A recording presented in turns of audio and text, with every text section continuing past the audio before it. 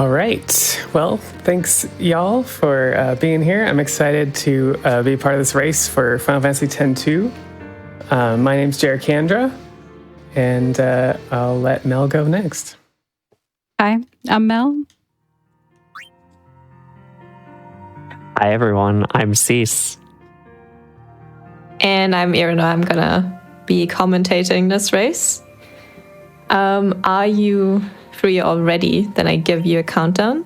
And yes. We also heard that we met the incentive. So that means we're gonna play out the very first cutscene.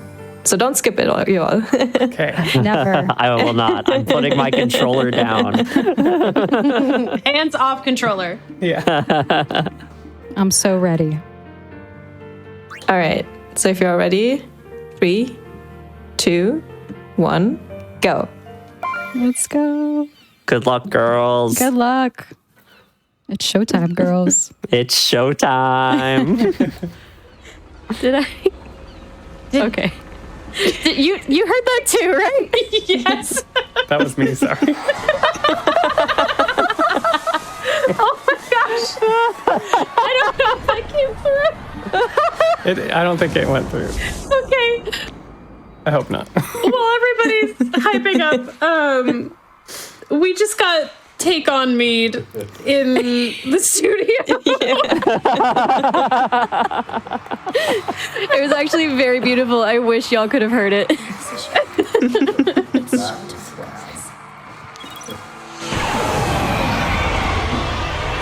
Yeah, so we thought we're not talking too much in the beginning since the incentive was met and we want it to play out.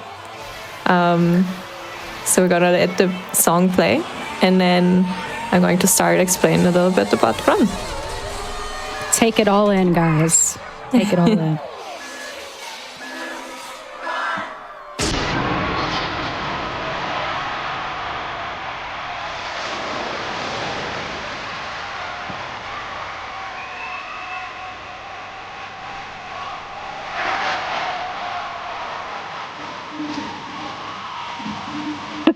I see you singing along.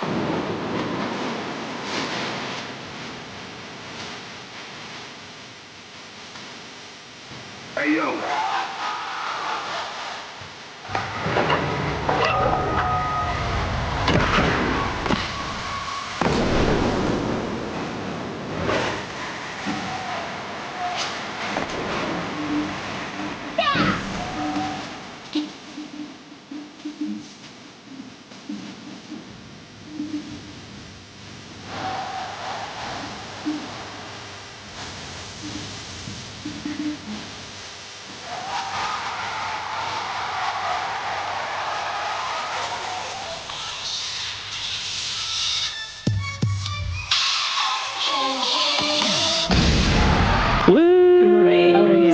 Yeah, all let's go. the gems in chat. That was beautiful. So hard not to sing. So hard. I know. I want to start off by explaining the shock behind this cutscene that it left on people who first played this game. So this is the second part of Final Fantasy X. And in Final Fantasy X, Yuna is one of the protagonists, and she is a very sweet girl. She is dedicated to her journey to save the world. And she's very sheltered and cute. And then people started 10-2, and this is what they were greeted with. Excuse me, Yuna is a pop singer now? Yes, we were introduced with two characters as well, Riku and Pain. They will be with us the whole journey. It's a girl power game, 3 girls against the world. Great. In the beginning, nothing much going on. We're just gonna kill Yuna, ? If you pay attention to the A to B menu, you can only see it very shortly, or could see it. She's dead over everywhere almost. It says actually ? So we're not sure if that is really Yuna.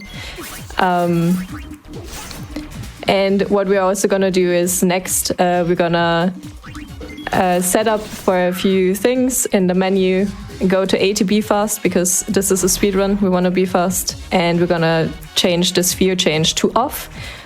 This game has a lot of different costumes that work like jobs in other Final Fantasy installments.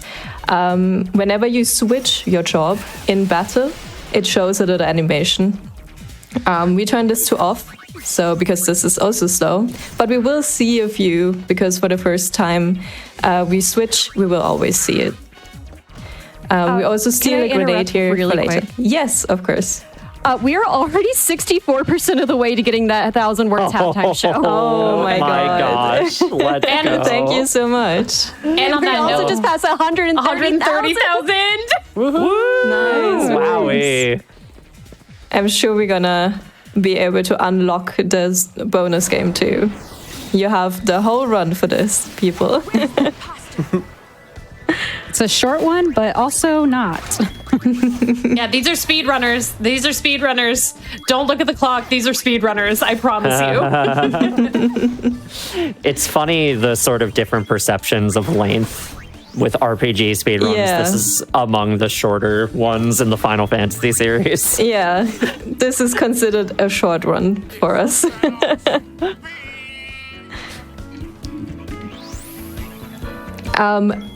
I want to talk a little bit about chaining in this game. You can already see in the battles that sometimes there's like little numbers going up, and it says chain 1, chain 2, chain 3. Final Fantasy X-2 is a very dynamic game. It has much more dynamic than the older Final Fantasies. And you can chain attacks. What chains do is the more you chain, the higher your attack goes up. So it's pretty cool. And we will also abuse this mechanic later on. You also see on Caesar's stream the first dress sphere change. Everyone actually is changing right now. This is just a tutorial. We have to do this. And we also have our real Yuna here now. So the other one was a fake Yuna. It's the woman we're fighting right now, which is our quote-unquote enemy for the beginning of the game. She's basically the rival of Yuna. I got Thunder Skip. Everyone in chat, please at Keeper BK right now. Me too. Let's do it. Can all 3 of us get it? Can I tack on and request some hype from chat? Because we got a $2,000 donation. Wow. Let's go. Wowie. What the That is- heck? That is from Ryu, and it says, I already said it's my favorite song in the game, so I can't not donate for this one. Let's get this amazing song and cutscene funded. It is so good. I could not agree more. Thank you so much, Ryu. Thank you so Wowie. much. Oh my gosh, that's Thank awesome. you. Thank Only you so much. Y'all are really showing $1,370 left to get that halftime show. Let's get it, chat. It is the greatest song in the game. Right, so story-wise, we learn that Yuna is not a pop idol, sadly. Not yet, anyways. But there was an imposter that just did a whole concert and earned money from us. We are, in fact, sphere hunters instead. Spheres are basically little devices that store movies. And after the big enemy of Final Fantasy X was defeated, now people have time to actually look for artifacts like this and learn about spheres, this is the name of the word, past. So we're also part of this. We're basically archaeologists.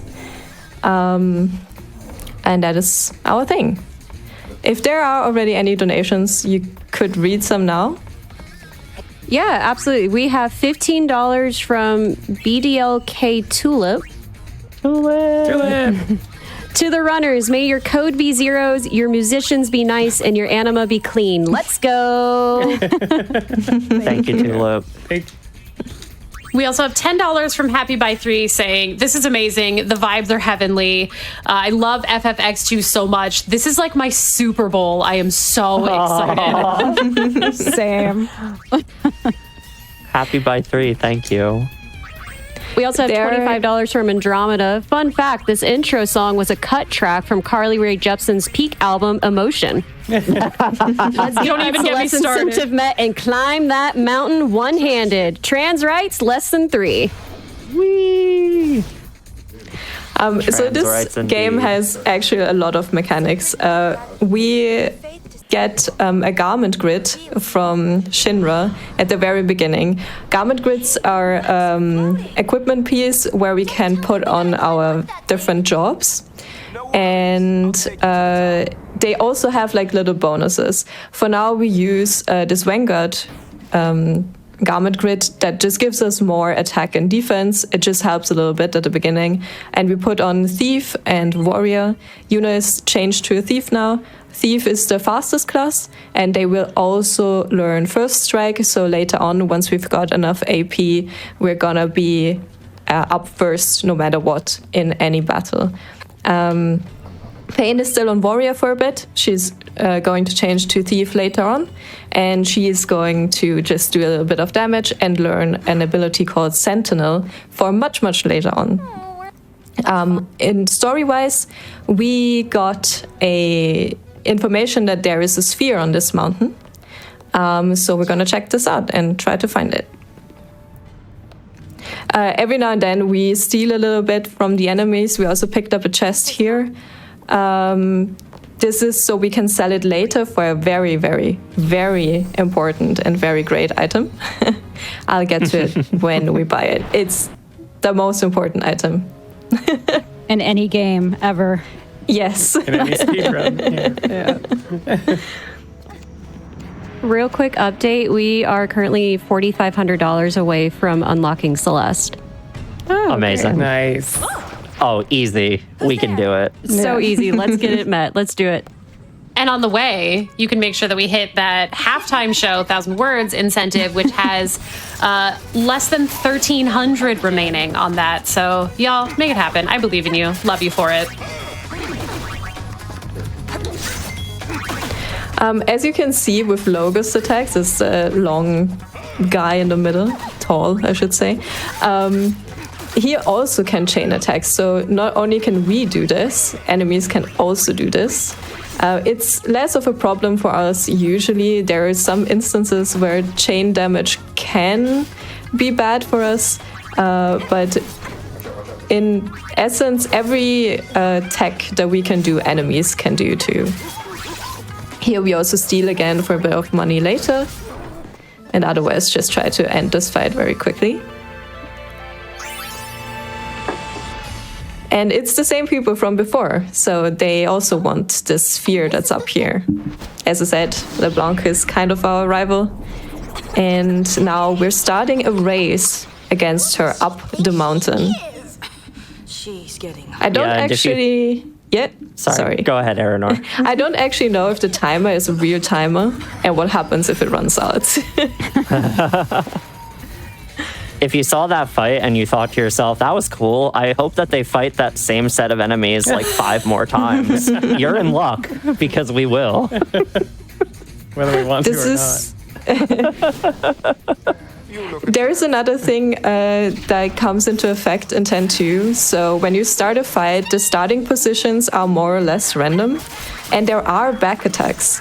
So sometimes it works that the characters or the enemies face the right way, and back attacks do double damage. So there's a little bit of RNG there, and we always hope to get them in any way, shape, or form.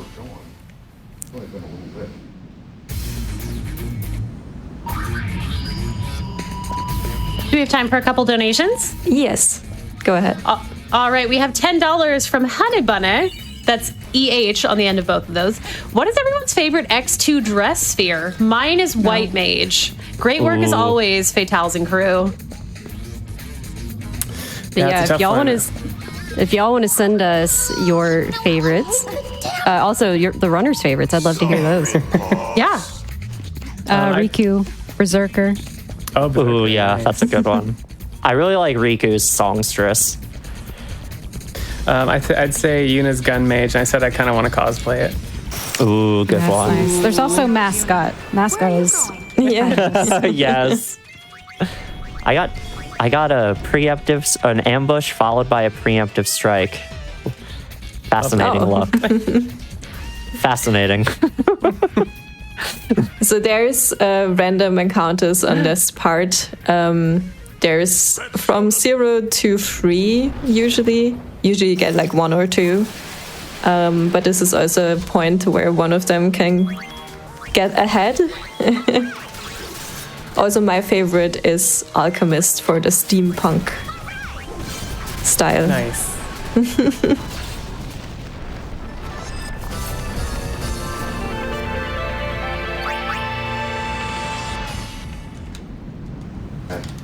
Actually, if we have a moment, thinking about those dress spheres, I would like to request some donations telling us what you would add as a dress sphere, like a costume to this game from a different game. Like, imagine if there was like a secret Ada Wong sweater dress and like holster situation. Like, I want to hear donations on that. Tell me what fashion you want to see added in here. Yuna as Laura Croft. That would be so dope. And while you're doing that, make sure that you are applying that 1,000 words halftime show incentive to your donation so we can get that met. There's actually 2 extra dress spheres in this version of the game. The original PS2 version didn't have those. For this HT version, they added Festivalist and Psychic. We will be seeing Festivalist, so that's great. Festivalist is like a Japanese holiday-inspired one, and Psychic is like school uniforms, and they can fly and stuff, so... This is our first real boss fight, by the way. Everyone's kind of in there right now. He's called Boris. He's a spider or crab. We're not sure. There's debate over this. And what we do here is actually chaining. So I talked about it a little bit before. What chaining also does, not just adds up the damage, it also stuns the enemy and us if we get hit. You can see it in our ATB, so every time one of the girls is hit, they will stop for a second, like the ATB will just completely stop and then resume after the damage has been taken. And we can abuse this the same way for the enemies. So we're chaining the attacks together. So the enemy just can't do anything. The enemy ATB is basically stopped and nothing happens. We will use this for a few other bosses as well before we switch to a different strategy. And story-wise, we got the sphere. We were faster. Take that, LeBlanc.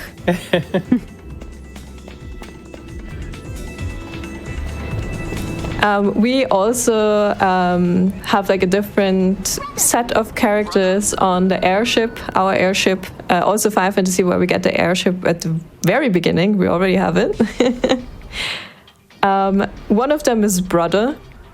He's also in Final Fantasy X. He is Riku's brother. And he's kind of in love with Yuna, always gushing over her. And he jumped down the ship and hurt himself because he thought she was in trouble. So now he's lying on the floor. If you run over him in this very moment, I don't know if one of them will do it, he actually groans a little bit. Oh, I'm I got absolutely you. going to jump on him.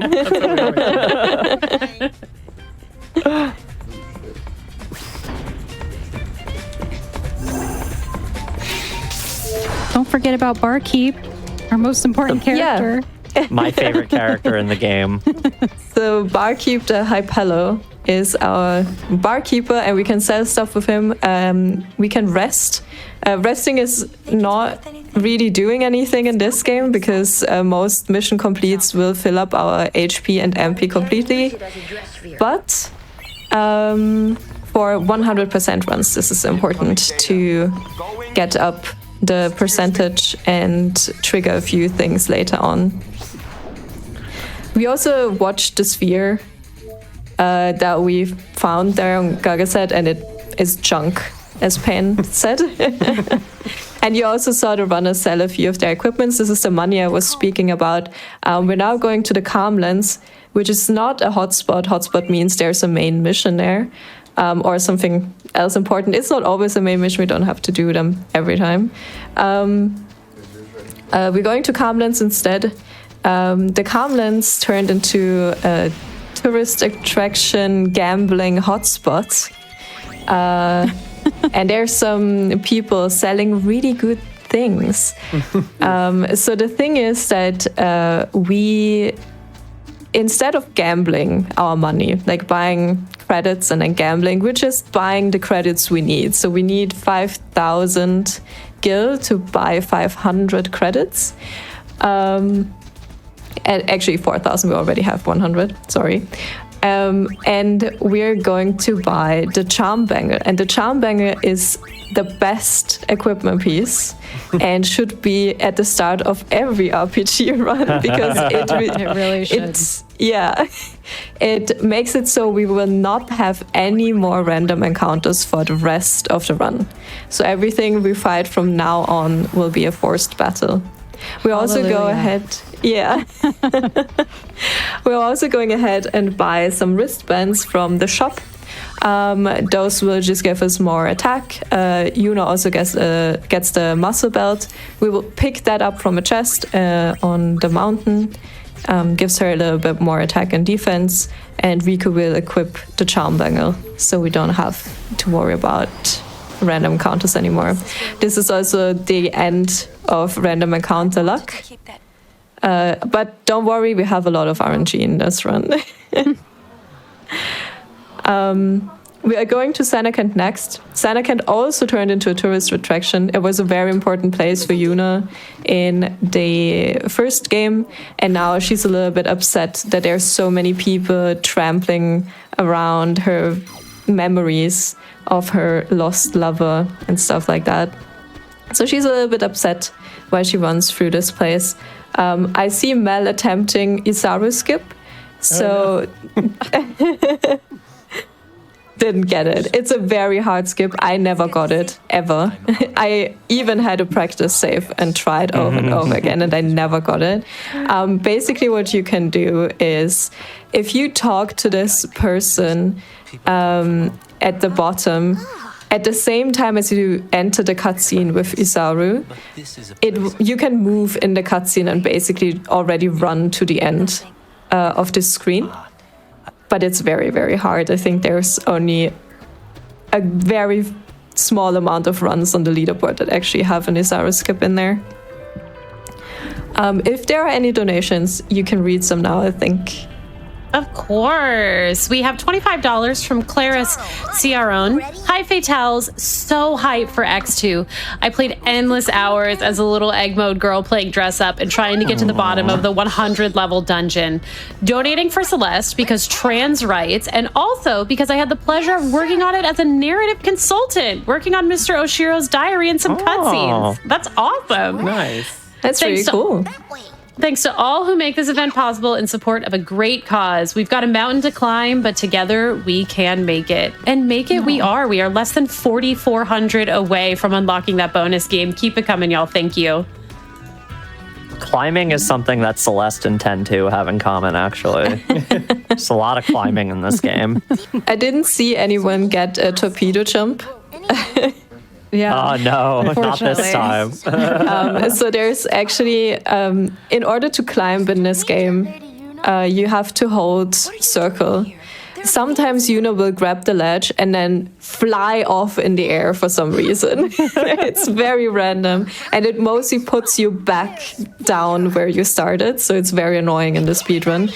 But it seems the runners are all safe from that. There's a few more places where it can happen, especially at the end climb. But usually the mountain is the part where it happens a lot. We're also we're going to all the places where we think we can find some spheres. Sanakand is one of them. We meet all the different characters from the first game. So this is like down memory lane. The whole chapter 1 is that basically there's a lot of extra side stories and side things you can do, and you meet all the different characters you met in Final Fantasy X. We are only going to Sanakand and Besaid for the any percent run. So we're meeting Isaru now and his little brother. And they have some form of clue and password, and we're not quite sure what this is all about, but I'm sure we'll figure it out. The next couple of fights are forced against some goons that, again, are LeBlanc's people. And we hope for grenade drops that will help us a little bit later. They're not necessary, but if we can get them, that's great. You can get 1 or 2 each fight or 0. So we hope the runners will get good luck there. Also, monkey. Monkey. Monkey. I hope we get 9 grenades. Also, I talked so much nobody could say sphere hunt kindergarten. Sorry. Yeah. No, it's okay. Kindergartens move out. I don't know what it is about 10-2, but if you ran it for even a little bit, you will start narrate this game while you run it, and you know every little sentence. There's Pretty much, so many memorable things in there. I don't know why. Yep. I once saw somebody compare speedrunning 10 and 10-2 to doing like speedrunning Rocky Horror because there's so much crowd participation and memorable lines. That's a really good comparison. Yeah. Speaking of audience participation, do you have time for a couple donations? Yes, go ahead. All right, we have $50 from Ketroid letting us know what they would like in some outfits for this. I'm torn between Dark Knight and Gun Mage. Blue Magic is one of my favorite FF abilities. Red Mage would be a great costume, though. Just imagine that feathered hat and cape. Ugh. That would be pretty good. That's true. Red Mage would be awesome. We also have $100 from Marxism 3. Mark. It's awesome. And they say latex? Latex. Thanks so much, Mark. Latex. Oh, okay. That's a thing on Jerica's stream. Yeah, I'm a latex cosplayer and I make latex on stream. Oh, I got a grenade. Let's go. Oh, that's Let's go, awesome. grenade. I'm going grenadeless. Oh. Not hornless, but grenadeless. Let's see if I get a grenade on my last fight. I also want to say that None. all the difference in time now between the runners doesn't mean anything until the very end. This is a very RNG heavy run, especially later on. Right now, it's fairly chill. You already had a bit of RNG with the random encounters, but it gets worse. Yeah. Much worse. There's also the difference of load times sometimes. This is a run that uses a load remover, so it's funny trying to be like, oh, what's my RTA PP? I don't know. To try to anticipate how long this is going to take. And for one of the later bosses, we actually have a new strategy now, produced by a Japanese runner. So I believe that Jerika and Cease will pick up an elixir here for later. Mel just ran past it, saving more time. Maybe it bites her in the butt later on. We'll see. Probably. Time for a quick donation. Yes. We have $10 from Sinspitter X. They said, how to donate for the Final Fantasy embodiment of Let's Go Women. Let's meet that halftime show incentive. And chat, remember, that is a halftime show incentive. So it closes when we're halfway through the game. So we need to get those donations in now. Only $1,065 left to get that met. Let's just do it. Yeah, absolutely.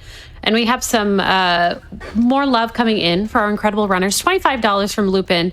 My favorite game series by such great runners. You're all incredible and never cease to amaze me. Less than 3. Oh, thank you. Thank you. Thank you. You have done well to make it this far, For some reason, so in Final Fantasy X, you couldn't skip any cutscenes. In X-2, they were like, okay, maybe we make cutscenes skippable and mashable, but not in Senekent. Why? I don't know. Well, they wanted you to hear the beautiful voice acting that Isaru delivers in this cutscene. Yeah. It's also, we have to give a password here, and there are multiple options. Kind of missed it a little bit, I think.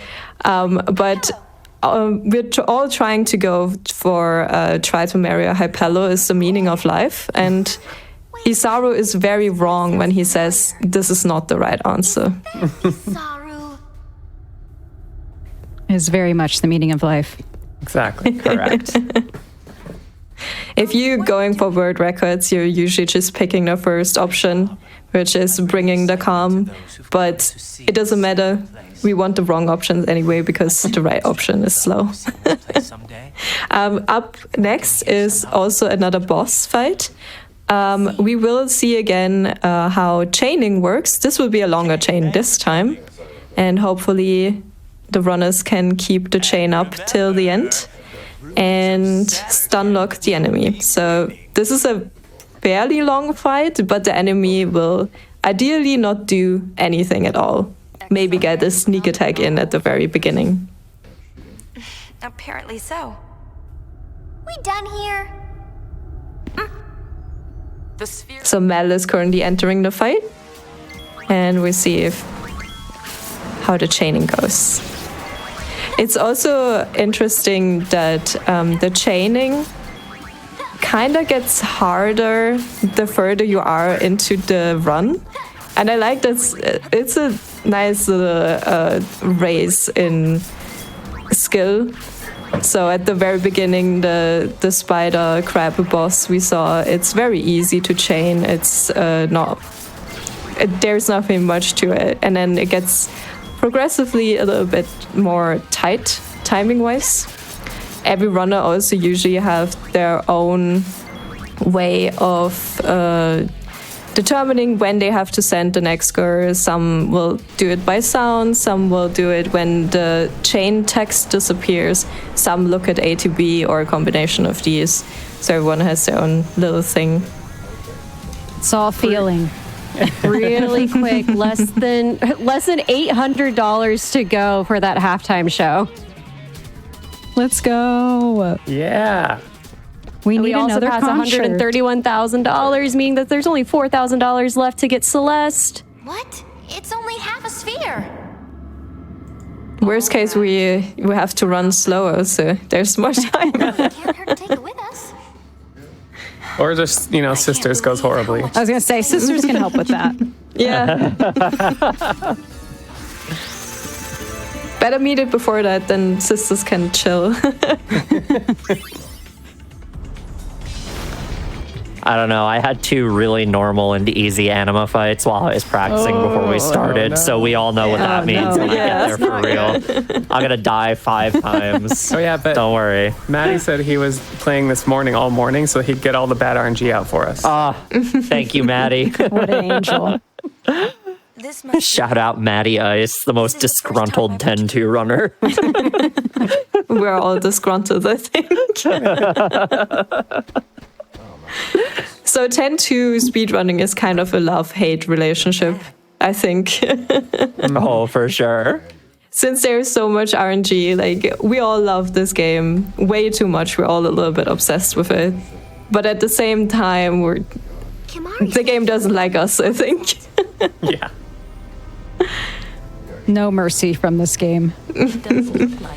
Also, Mel is in an interesting cutscene right now, story-wise. We see someone in a sphere that looks eerily like Tidus from Final Fantasy X, which was Yuna's boyfriend, basically, at the end, and he died. So, seeing him in the sphere, she's just wondering what it means, and this is actually the reason she became a sphere hunter, because she wants to find out who this person is, if it's Tidus, and if it is him, if she can find him again, to reunite with her lost love.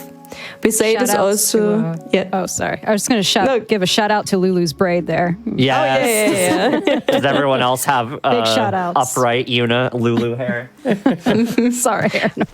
No problem. So in the really HD important. version, there are some issues with graphics. You can also see Yuna's skirt should actually like move with her leg. Lulu's hair should not stand away like this. It should actually fall down her shoulders. But the physics sometimes just won't work. She used a little too much hair gel this morning. Yeah. It looks very dangerous.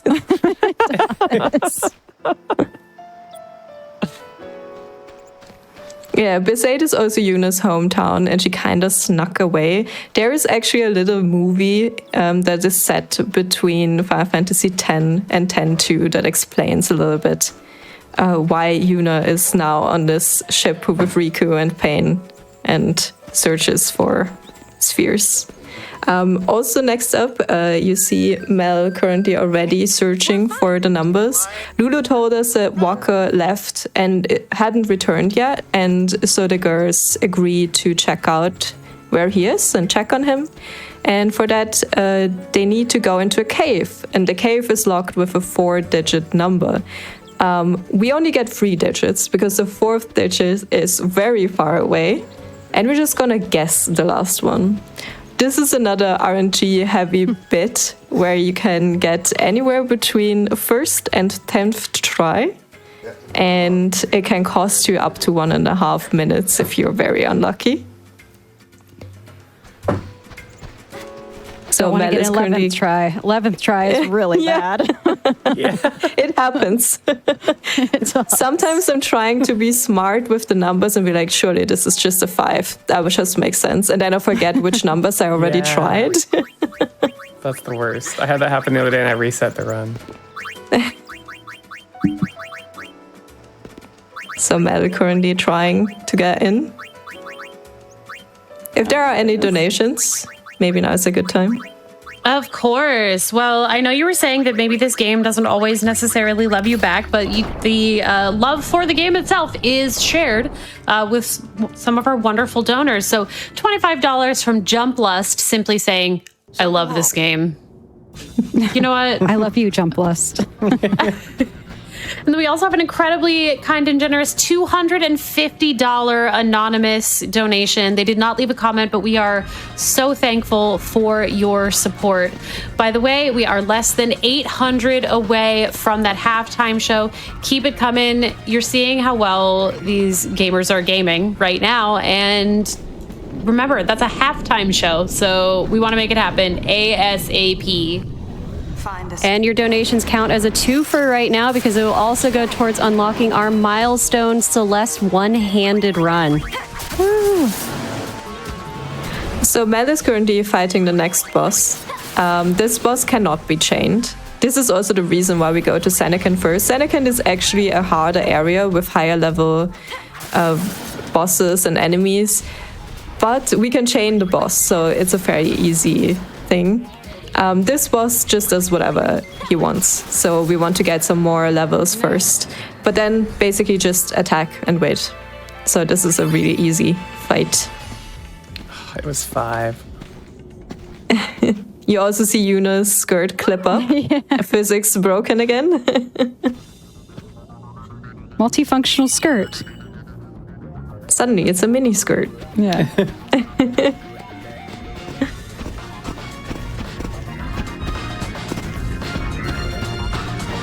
So we found another sphere. Some of the spheres we find also unlock new jobs. So Shinra, the little guy in the ship, he's a kid. He's just a kid. That's a citation from the game. So I just noticed this probably sounds weird. He's a kid and he's very smart, and he is turning some of the spheres into dress spheres. So we got black mage and white mage. You read me? You guys about... I would not use white mage though. Shinra's just a little guy. There's like theories that he's connected to Final Fantasy VII, the Shinra company.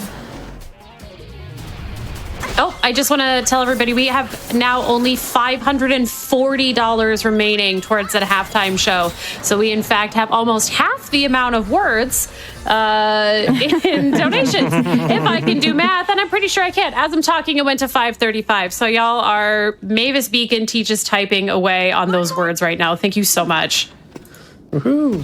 Come on, guys. And yeah, there's we a need donation that like shirt. donation perfectly encapsulates how I'm feeling. Is $50 from Squirrel611. They say number go up. Number go up, please. Let's go, gamers. Gamers like numbers. Story-wise, we also learn that Waka and Lulu are a pair and they're expecting a child. It's not very important for the any percent run, but and Less Lulu than doesn't 500 look on very that 1,000 preg- words. Nice. Nice. Lulu doesn't look very pregnant though, although she's in the she's so close to delivering because at the end of this game she is. It doesn't matter for any percent, but it does matter for FATA percent. The most important category in the game. We also triggered the 2 hotspots that were given to us at the beginning of the chapter, Besaid and Sanakan, so this unlocked now the final stretch of this first chapter in Kilika, where there's said to be an awesome sphere, and everyone's fighting over it. There's actually 2 factions. It's the Youth League and New Yevon. Yevon was the religious leader in Final Fantasy X, and they were corrupt and bad, and New Yevon tries to make it better, and then the Youth League is opposed to them. This comes into play a little bit later on. The sphere is said to be in the temple with New Yevon. They defend it. The Youth League tries to get in. We just got past. We have to watch a little bit cutscene at 1.3 to figure out how the passwords work, but gladly, the passwords are always the same in this game. Mel is currently given the passwords. And you basically have to count how many guards there are, and depending on the number of guards, there is one or the other options, and the other 2 options there are just fake options that will never proc. And the last one Mel is on right now is really mean, because the camera obscures one of them, so like it lures people into giving the wrong answer when they first play this game. We also get, if we do this right, the password thing, we get Menace of the Deep Garment Grid, which is very important later on. And this is Golem. He's not very nice. He's a run killer for sure. He can kill us. He'll do random attacks. We try to chain him.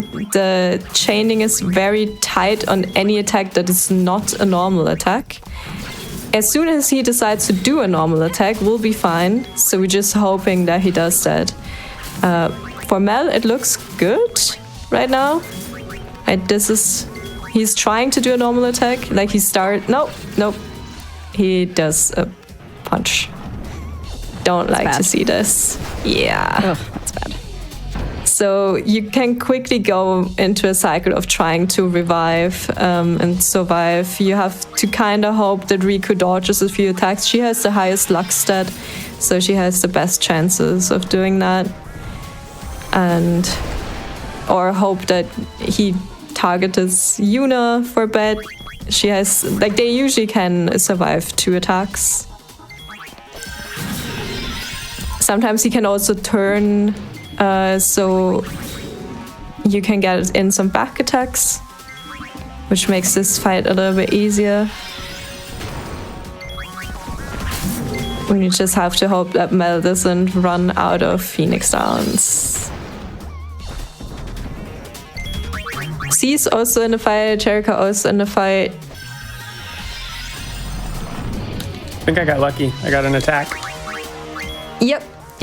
You can see on C's screen that he tries to run up. This is like the animation for the normal attack. So C's will be good, looks like. How's Jerika looking?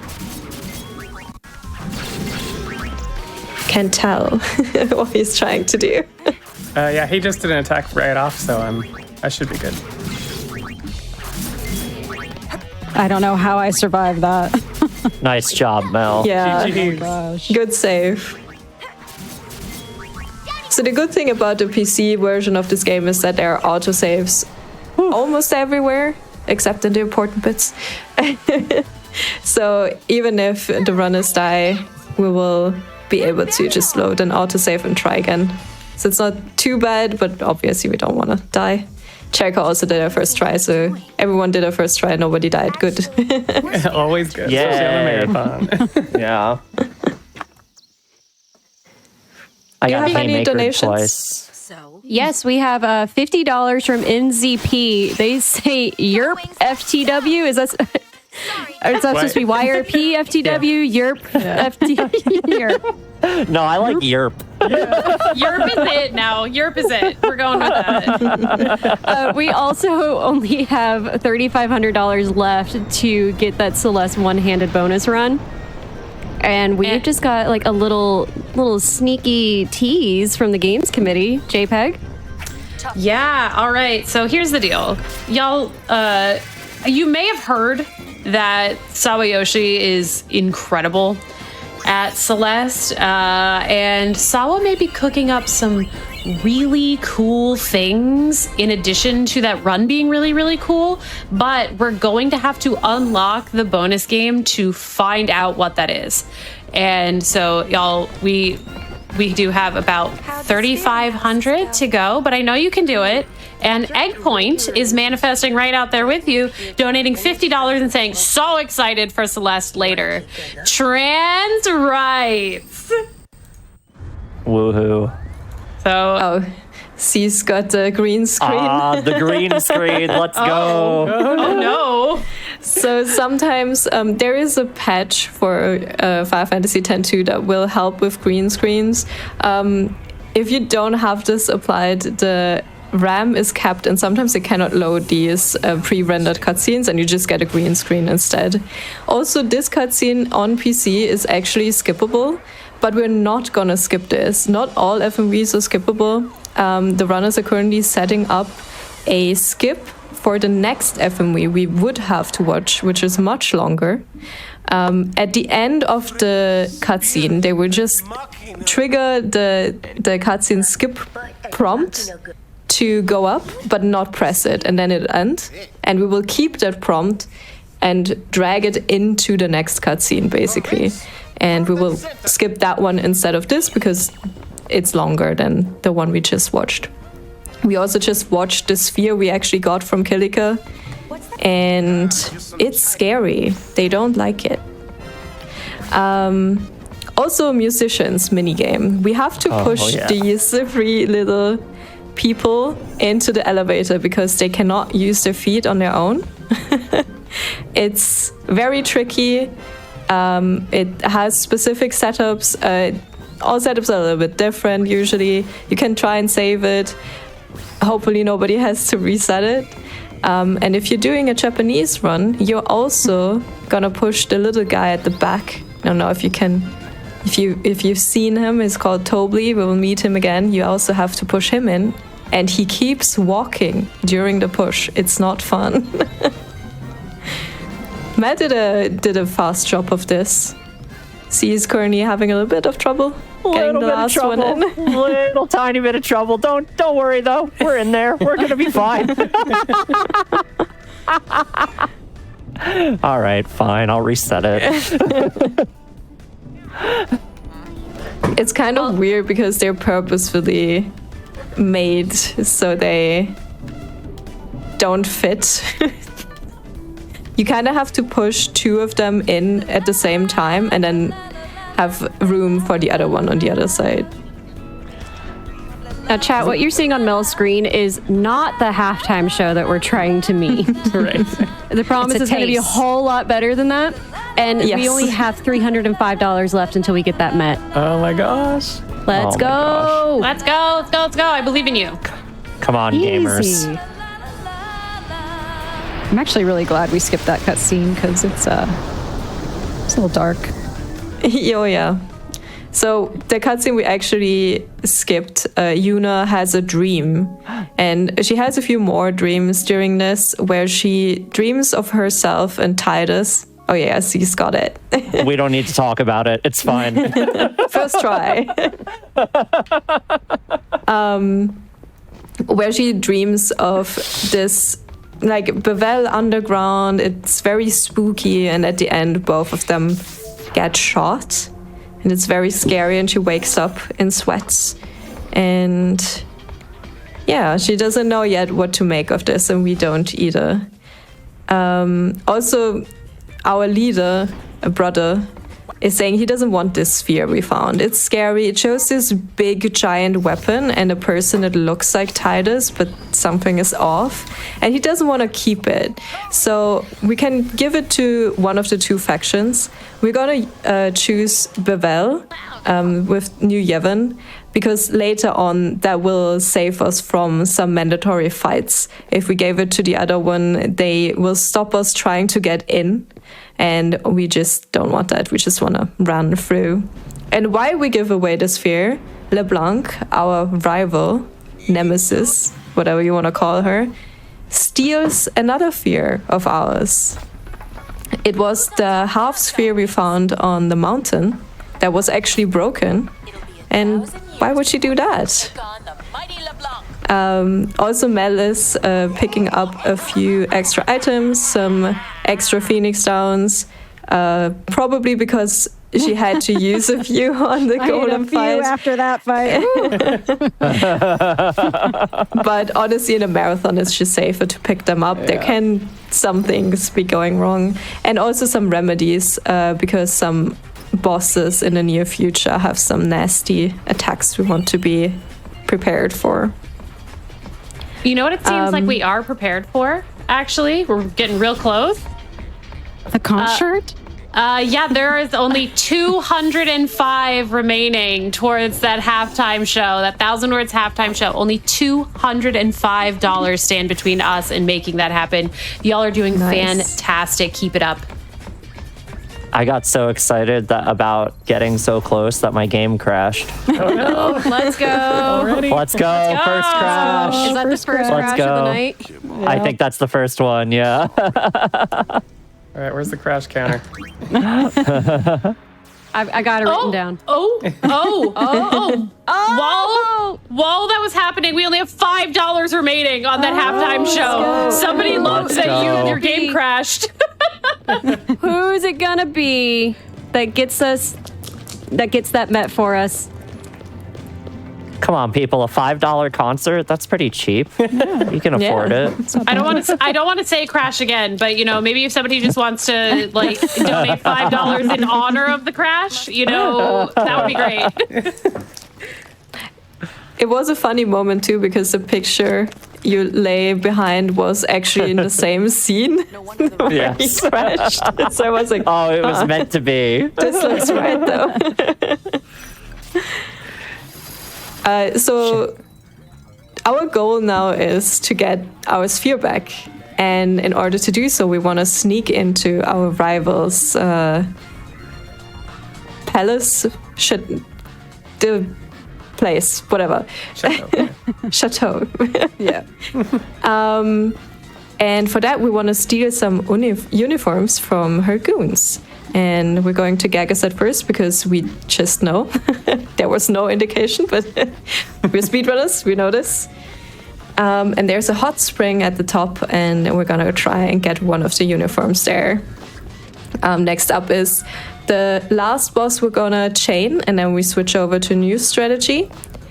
Chaining will still be involved, but not only chaining. We're going to fight Ormi. And he can be very mean at the beginning too. He almost always gets an attack off before you can do anything. And it can be a crit and just kill someone, and then it's a bit nasty to recover. But it looks like Mel was fine. We made it. We made it. Halftime show 1,000 words for Final Fantasy X-2. So we are getting a fun additional song, halftime show. Thank you so much for making that happen. That was $4,000 from the National Women's Law Center, y'all. Thank you. Thank you, guys. Thank you, gamers. Shout out to Anonymous for helping us get there with a $250 donation. They said, my last Final Fantasy run was foiled by Steam Cloud Sync, deleting my save file right before the final boss. Thank you for getting revenge for me. You got it, Anonymous. Anytime. That's cruel. Now we don't need to worry about setting up the FMV skip. Just as we planned. Yeah, exactly. At least we got to show the FMV skip off. I mean, there's nothing much to see, but...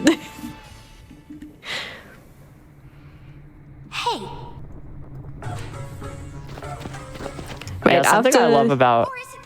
Go ahead. Sorry, I was just gonna say something I love about Final Fantasy speedruns and is that the different ports have all these small differences between them. Oh, there's my crash. Oh, there's Jerika's. Like there are certain FMVs, like Earinor was explaining earlier, that you can skip on HD that aren't possible to skip on the original PS2 version, and it's just like small differences like that really make the runs really diverse and unique. It's also, there are a few differences in boss arenas. Like the Golem fight is a little bit easier on PS2. Usually PS2 is harder. But since the arena is smaller, you don't stay as much away from him, and it's actually easier to chain that boss. But usually PS2 is a little bit slower, especially on the sphere grid changes. So that makes it a bit harder. Mel is currently already going to get the second uniform, and we have to queue optimally. So there's a queue in front of this little hut, and if you stand in the correct position, the queue advances faster than if you're not. So we're trying to do that. I don't even know what's correct or not. I just guess. Yeah, no idea. She just feels it. Oh, yeah, I feel it. All feeling. This is taking kind of long, but... Yeah, the last one didn't seem quite right, but the other ones definitely were. And before we get the uniform, we queue here to get a permit or like a form, because we want to apply to go digging in the desert, because that's what the Albed faction is doing there. Third faction. They are not so much interested in the spheres, which is doing their things with machines and stuff. They're the steampunk crew, basically. And we're also meeting their leader, Gippel, and he immediately lets us join. He's right there for Mel now.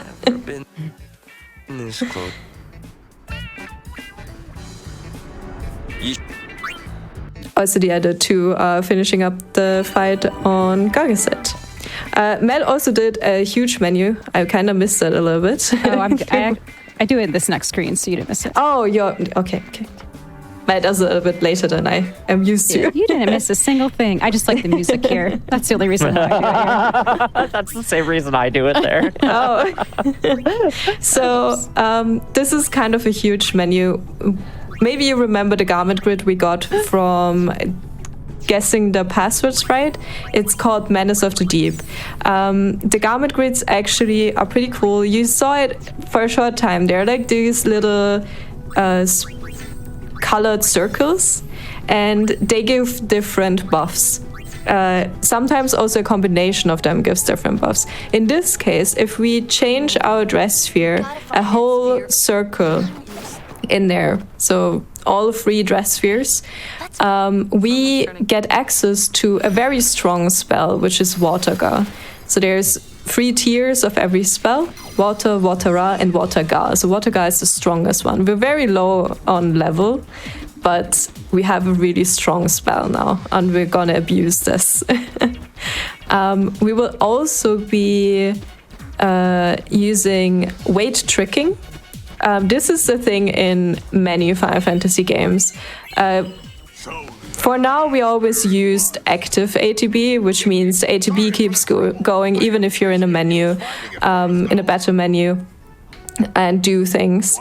Now, if we are selecting an enemy or an item or anything in the menu, we will have the ATB go to wait. So the ATB stops for us and the enemy.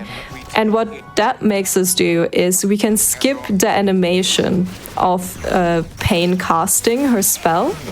So we go to wait, and she would do her animation, and then when her ATB would resume again, we can put it to active again, so we don't lose any time and the enemies get less attacks in. And what we also will be doing is we're still gonna use the chaining, the fact that the follow-up attack of a chain will be stronger. We're going to try and attack with Yuna and or Riku, but just before Pain's Waterga hits, to make the Waterga a lot stronger. Mel is currently in the fight doing the dress sphere changes. We got a Sea Festivalist, Poggies. So this is the extra dress sphere that was added in the HD version. There was actually a painting kind of thing, like contest, where people could send in ideas, and the developers picked one and put that into the game. Cool. Yeah, it's really cool. Real quick, less than 3,000 to go to unlock Celeste. We have passed $132,000 raised for the National Women's Law Center.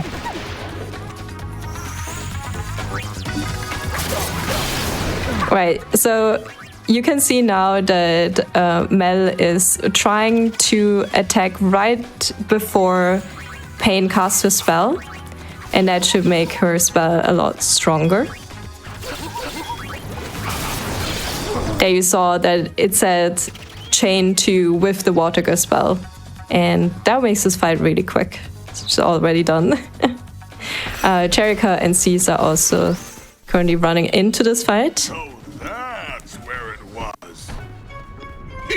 Sorry for the trouble. I appreciate you finding it for us, though. Time for a quick donation. Yes, go ahead. We have $5 for Moist Eggs. This was to help us reach that halftime show. They said, fine, I'll do it in honor of Feet Fatales losing second place. Well, Moist Eggs, I have fantastic news for you. We have reopened that, what does that FF stand for? Bid war? Oh my gosh. And Feet Fatales is only behind by $5. So don't you worry. Oh boy. The dream is back alive. Is it getting hot in here? Oh my goodness. We do have some love for y'all coming in. $10 from MJB Matt. It is super hype seeing a Final Fantasy X-2 speedrun on the GDQ stream and a charity for a wonderful cause. Best of luck to all the runners, Jerika, Mel, and Cease, as well as Earinor and commentary. You are all wonderful speedrunners who made me enjoy Final Fantasy X-2 even more, and I enjoy tuning into your streams when I can. Shoutouts to everyone who made this event possible, and to everyone watching, you are all awesome. You're awesome, Thanks so much, Matt. What a homie. Thank you. Wow. That was so sweet. Very sweet. Yeah, Matt runs 10-2 as well. Japanese version. Yeah. The best version. The Japanese run is actually interesting, yeah. Would you say that Really the fun donation run. gave you real emotion? It did. It sure did. Sorry, I had to get that one in there. I've been sitting on that for a second, that concept. No, I really appreciate that, honestly.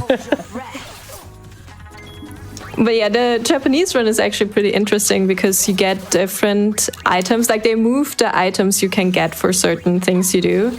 And you get an item that is very strong and lets you make max damage, so 9,999 damage every time you hit while you're in crit HP.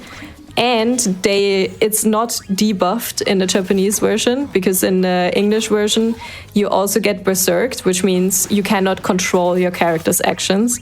But in the Japanese version you can do whatever you want. So you can use Yuna's gun ability, which is called Trigger Happy, where you just trigger the R1 button really quickly, and with every trigger it'll do 9,999 damage. So good. Yeah, it's a really fun run. It's very different to all the other 10-2 runs out there.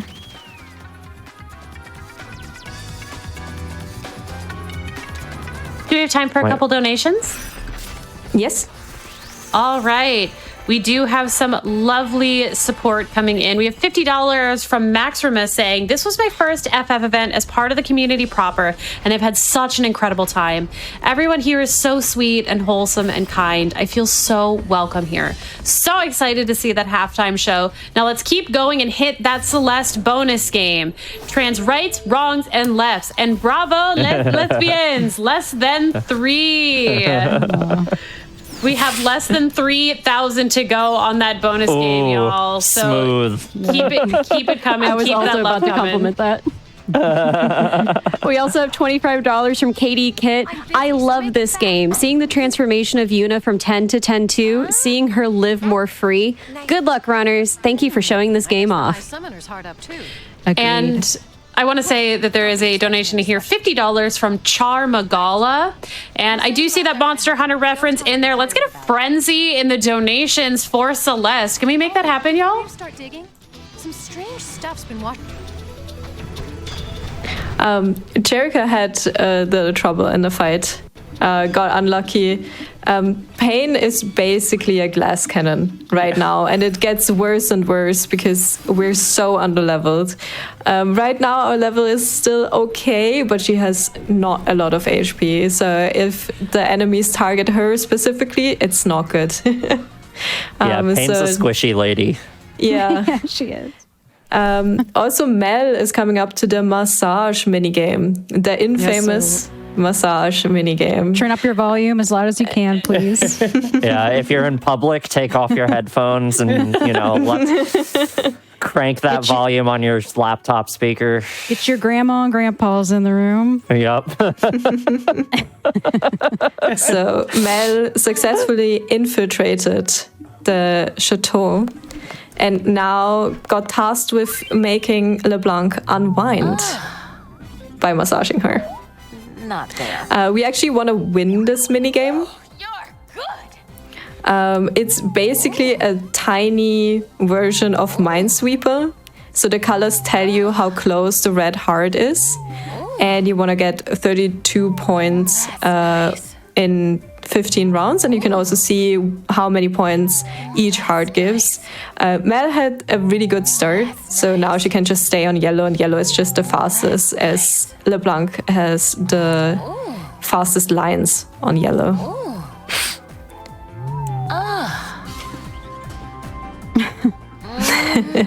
This is unironically a place that you can lose the run as well. Yep. Yes, Which is so funny.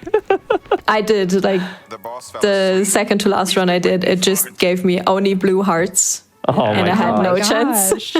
That's horrible. Real quick update on our bid war. Frog Fatales has leapt into first place at $275. You're go crushing it with frogs. the puns. Let's go, frogs. We also did receive some love for those crashes. I would like to point out we received $5 from BDLK Tulip saying, in honor of said crash, RIP. And then $5 from Alice Napalm saying, crash dono. So, hey, some good came of it. Yeah, so if we always get $5 every time the game crashes, maybe crashes aren't so bad. Let me just delete my patch real quick. Speaking of leaping and frogs, we now have less than 2,700 remaining until we unlock Celeste. Y'all, you are making it happen. I believe in you. Keep this energy up. Madeline kind of leaps a lot, doesn't she? You know, I think that does happen in that game a time or two. Just a couple. So Matt is in the next fight, which can sometimes be a bit weird because of the positioning of the enemies. You can end up having the girls facing their back to the enemies, which is not a good thing because then they do double damage and that almost certainly kills them. This is also a bit of a boss rush, I want to say, where Mel is right now, and Cease is also going into the massage right now, while Jerika is getting the last uniform. We didn't talk a lot about the Logos fight. I think Jerika has a grenade. Yeah, I do. Not sure Nice. if you used it before. If not, this might be a very fast fight. Exactly. My summoner's hard up too. So it will be Logos with two goons and the grenade will just kill them off, and you can focus on Logos alone. And just do the water guard chaining I mentioned before. Strange stuff's been washing. Mel also picked up the item she won from the massage minigame. It's a very, very important item. It's called the gold hairpin, and it will halve our MP cost and also boost our magic stat for pain. So she can actually do more spells and be stronger with them. She also equipped the lure praiser on Yuna, which makes it so there's more enemies around, but since we also have the charm banger, it just makes her stronger without the side effect of having more monsters appear. I just came so close to failing the massage. Yeah, I saw. I didn't, thank goodness, but I was gritting my teeth a bit there. Mel is in the second fight now, Logos and Ormi. It can be very tough. Logos has a attack where he shoots one of the girls and also applies a random status effect. It can just be poison or curse, which isn't too bad. Curse makes so you can't change your dress sphere, and I think you don't get AP, maybe? Not sure about that one. But he also has Death Bullet, which just instantly kills them, or Stone, which just petrifies them, which is also bad. Also, unlucky death on pain can happen, but no huggers. Ormi is a very, very loving boy, and he likes to hug. He's very sensitive. Yeah. But we don't want the hugs, actually. No.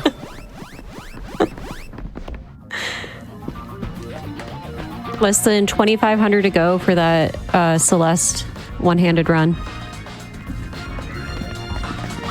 I believe. All right.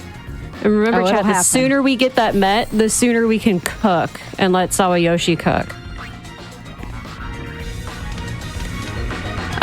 So Mel is currently opening up the path ahead and disabling the booby traps, or not, because now she's just gonna run into a spike wall because it's faster to run into it than just fine. wait. It's also a very weird thing that confuses casual players a lot, because you can run away from the wall, but you have to actually get caught by it to progress. So it's a very odd thing. And coming up, we also want to touch the save sphere. Save spheres in this game will replenish our HP and MP, and we definitely want our MP back for pain. And then Mel is going up to the last of these fights, the hardest one, where we face Ormi, Logos, and LeBlanc. They have an attack they can do if all three of them are alive. So our goal is to very quickly kill one of them, and the one with the fewest HP is Logos. So we're gonna focus on Logos first and try to get him out. There's a lot of things that can go wrong here. Sometimes Yuna just loves to miss, and we really need every single damage on Logos we can get here. So we hope Yuna doesn't miss, Riku doesn't miss, and Pain doesn't die, basically, for the start. Once Logos is out of the picture, the fight gets a little bit easier. We take out LeBlanc next, because she can heal, she can give like speed buffs to Ormi, and that's a bit annoying. And then last one will be Ormi. LeBlanc will always get the guard off as well, so now it's less damage we can do to them. But Logos died, so this is looking good. C's having a bit of a rough time on the Ormi fight. I didn't see exactly. I assume there were some back attacks involved. Yeah, I've had to throw like 12 Phoenix Downs. Oh my gosh.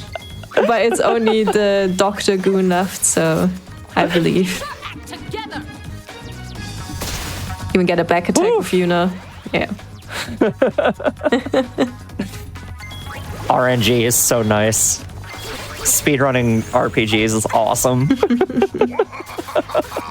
Sometimes LeBlanc can be nice in this fight and throw water at Pain. The Menace of the Deep Garment Grid that gives us access to Water Gal also gives us Water Eater, which means any water damage we will turn into HP instead. And this, what Ormi does right now, is the setup for his huggers. So he's gonna hug Yuna and she will die. He doesn't really know the appropriate strength for hugging.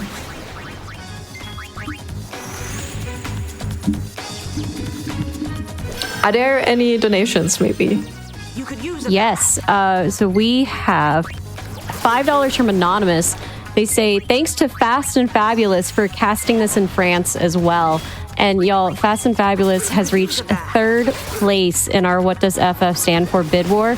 Frog Fatales is in first at 355. Feet Fatales not far behind at 300. And Fast and Fabulous is sitting at $250. Speaking of Frog Fatales, we have $5 from Minami saying, speaking of Monster Hunter, $5 towards Frog Fatales to apologize for all the Chotacabras we hunted last night. Rest in peace, sweet boys. Yeah, if we can get like a Chotacabra rip train from any Monster Hunter fans in chat, I would love to see that, because I'm sure there's a couple of us. We also have $125 from Library Nerd. No comment, but thank you so much for that generous donation. Chat, when you send in a donation, you don't have to tell us anything. You can just leave it blank. We finished our analysis of this.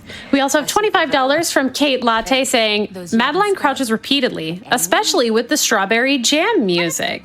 Yeah, that's true. And we've got some musical stuff going on. What about the summoner who defeated... Like our halftime show? Yeah.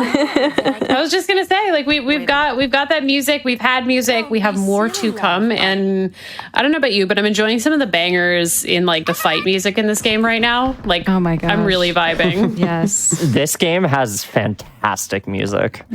It's one of the best parts of running it. Sin is gone.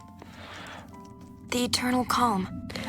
Story-wise, we also learned why they stole half a sphere, because they had the other half. So now we got to watch the full thing, and we saw this scary weapon again. We saw before in that other cutscene. And we also learned that LeBlanc is a little bit aligned. She's actually in love with Nuge, is the leader of the Youth League. And he investigates this gun, and he thinks it's very dangerous. And so Yuna decides she wants to check it out, and LeBlanc wants to come with. So we're going to Bevel. If we had given the sphere to the Youth League before, we would now be met with a few guards that will try and attempt to stop us from getting into the city. But since we gave it to New Yevon, they just greet us happily and just let us in. So this is the reason we gave it to them and not to the other faction. Please, forgive my rudeness. And also we're gonna go and ride a boat because it's fun and faster.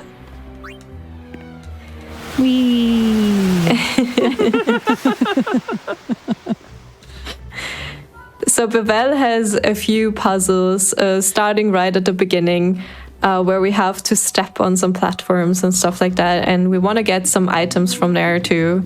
So this is a really long section, especially in no creature creator percent. I actually didn't explain what no creature creator means. I think maybe now is a good time. Oh yeah. Oh yeah. Of course. So there's a difference between any percent and no creature creator percent. We're today are seeing the no creature creator run.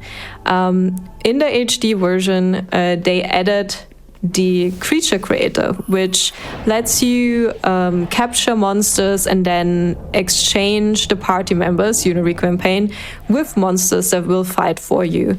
You cannot control the monsters like you can control the girls, but you can you can teach them skills, you can make skills, you can make them forget skills, and you can tell them if they should be focusing on attack or defense. And the monsters are very, very strong. So it's a very different run. You just have a Flan basically do max damage with Flare all the time. And this run with no creature creator just means we're not allowed to go into the creature creator menu and capture them and use them in any way. So it's basically the same route as the PS2 run. And that makes the game much more cooler because we get to see Rico and Pain all the time.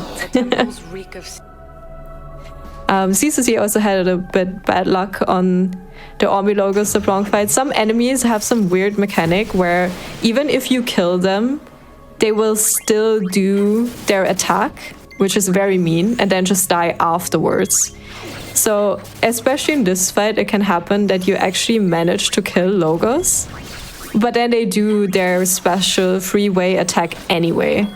You can recover from it. It does a lot of damage to everyone though, and it's a long animation, so we don't want to see that one.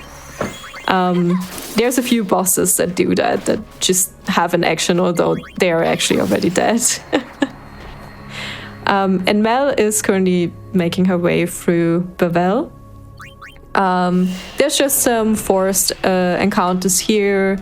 If we can get an Arctic wind from the Flan as a drop, it helps us in the last battle of this place. Basically just attack. Yuna and Rico have first strike, and Pain will just use the level 1 spells. Fira against the Flan because it's weak, and for these vertigos it doesn't really matter. And then there's a last one, they're weak to ice, but there's not much going on there. Also seeing Jerikandra now almost having caught up to Cease in the same fight. And we can see again the Army Logos LeBlanc fight, and hopefully everything goes well. Pain getting silenced at the end just for fun. Oh no. Just for good measure. Speaking of just for fun and just for good measure, I do want to update really quick that we have less than 2,200 to go until the bonus game is unlocked. Keep it up. Remember, everybody, once we unlock that bonus game, and I believe you can do it, there is more to come. Sawayoshi is cooking up something really special. On top of running this game like one-handed, we've got something on top of that, but we're not going to know until we make it happen. So the sooner we make it happen, the sooner you know what that is. I want to know what that is. I don't know. They haven't told me yet. Yeah, we're in the dark too. We want to know. So help us. Help us help you.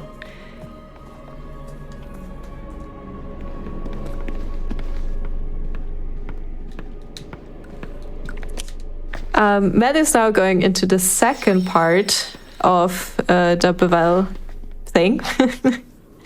We're basically descending, and Yuna finds this hole, which is very weird. This is where the Chamber of the Faith was, which in the first game, Yuna goes to different temples and prays to gain like monsters she can summon. She's a summoner. But now she's not anymore. Now she uses a gun. And these holes are very weird. Like, these are sacred chambers. And she's like, why is there a hole there? So they go investigate further. And we will see a few more of these weird holes. And as we continue the story. Just jump right in. What's the worst that could happen?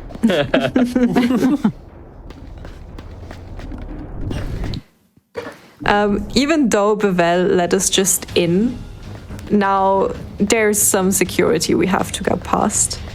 And after the first fight, we will see some enemies we have fought before. We're gonna get to see Golem again, yay! But now we're stronger. I'm scarred, Earinor. Yeah. Scarred. You can avenge yourself, but you can also be trolled by him. And also not. we may be stronger, but this is just as much of a troll fight. Yeah. It's unlikely to game over here, but it can definitely lose you a lot of time if he doesn't cooperate and goes for Pain instead of any other person. We're still using the same strategy with the changes, so we can get access to Watergar. And Watergar, you can see, does a lot of damage. It just now did 1,200 damage, whereas Yuna's and Riku's attack do like 50, 40 damage, so it's really a lot. And we're gonna make Pain even stronger. But don't worry, Yuna and Riku will have their time to shine as well. But I don't want to spoiler it yet.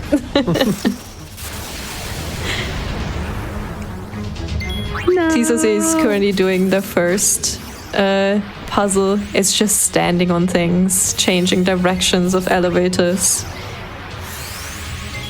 Go C's. Go C's. Thank you. I'm very proficient at standing. Thank you.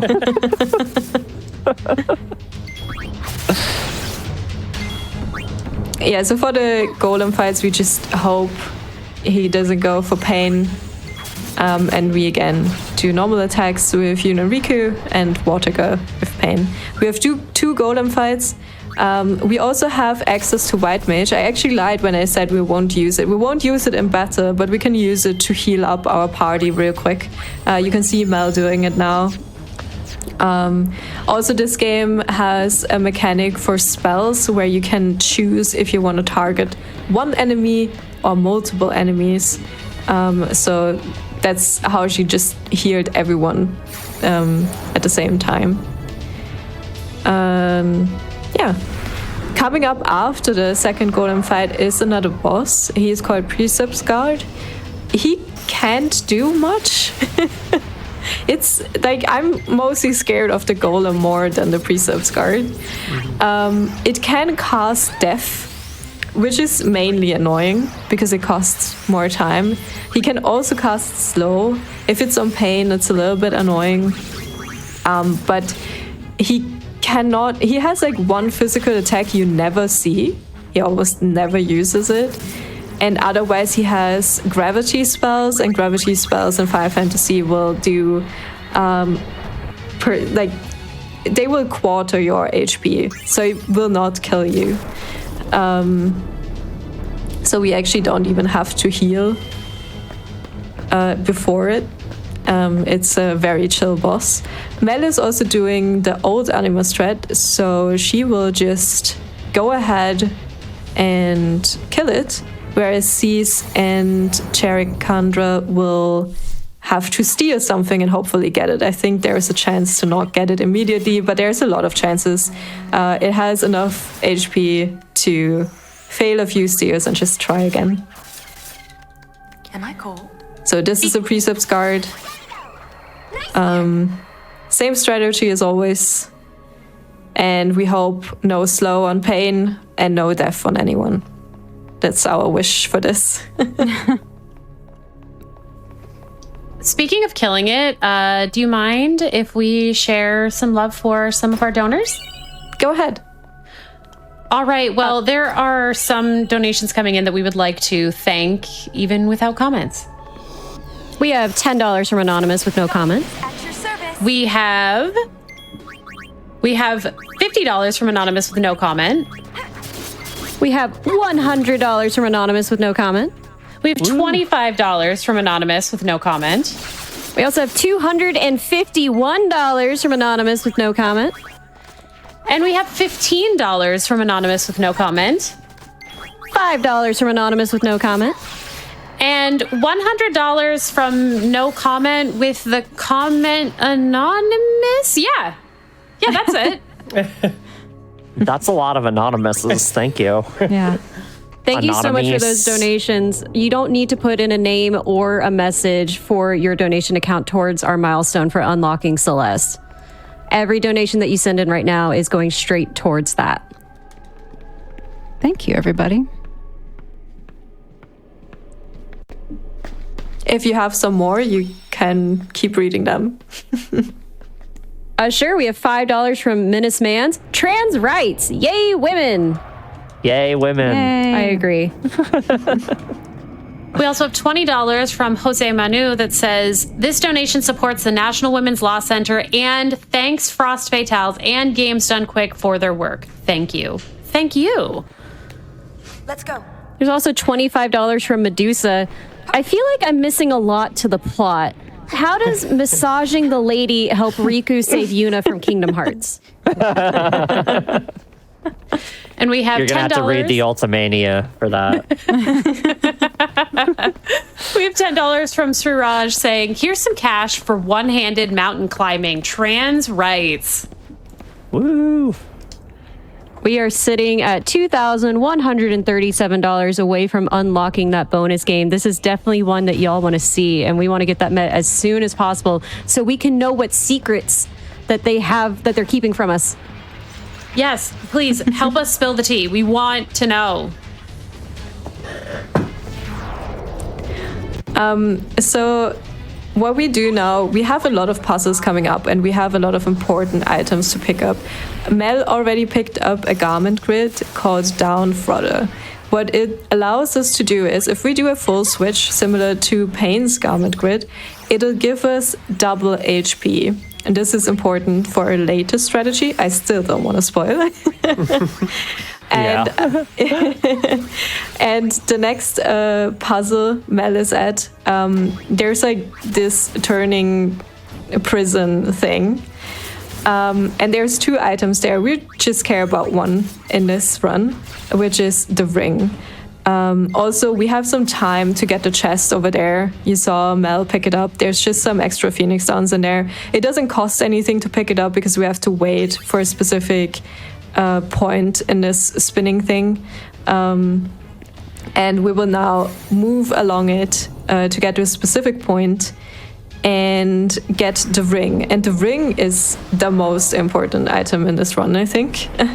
It gives us a ton of extra magic damage.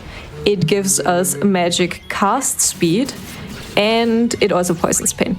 But that's a fair deal, honestly. It will make pain much faster and much stronger. And we will have that equipped on her for the rest of the game. Except 2 fights, I think. One? Real quick, less than $2,000 to go for that Celeste. Now we are sitting, we just need $1,787 to get that met. Let's do it right now, chat. Let's go. Let's get it before the halftime show, actually. Oh, we can do that. Absolutely.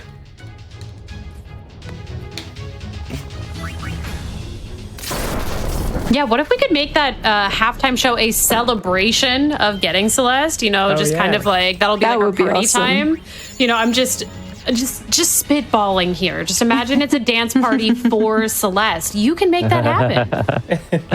I have to say, it's not the happiest of songs, but I think that could work. A slow dance party, okay? It's a sway party. It's a slow banger, okay? It's a power An ballad. emotional banger. Yeah, power ballad. We did have a donation with a question about the halftime show. Oh, If we have a second for that. Yeah, of go course. ahead. There's $200 from Rail Tracer. They say halftime show. Is Kendrick going to come out and diss Seymour gosh. at this one?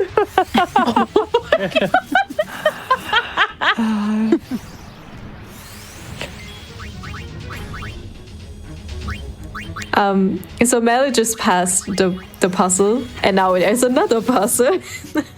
Yay. They're big on puzzles here. Yeah. Bevel loves its secrets or something. We have to move the elevators in a specific way to unlock these boulders that come up there. And at the very end, you see a chest, and we want that chest. In that chest is another dress sphere. It's the Dark Knight, and the Dark Knight dress sphere is awesome. Amongst other things, I still don't want to spoiler. It has a lot of HP. Sadly, the ATB is, you can see the different jobs have different lengths of ATB. And also, if you use an item or a skill, it influences the ATB for your next action. I actually didn't explain this, but you can also see a normal attack will have like a green bar.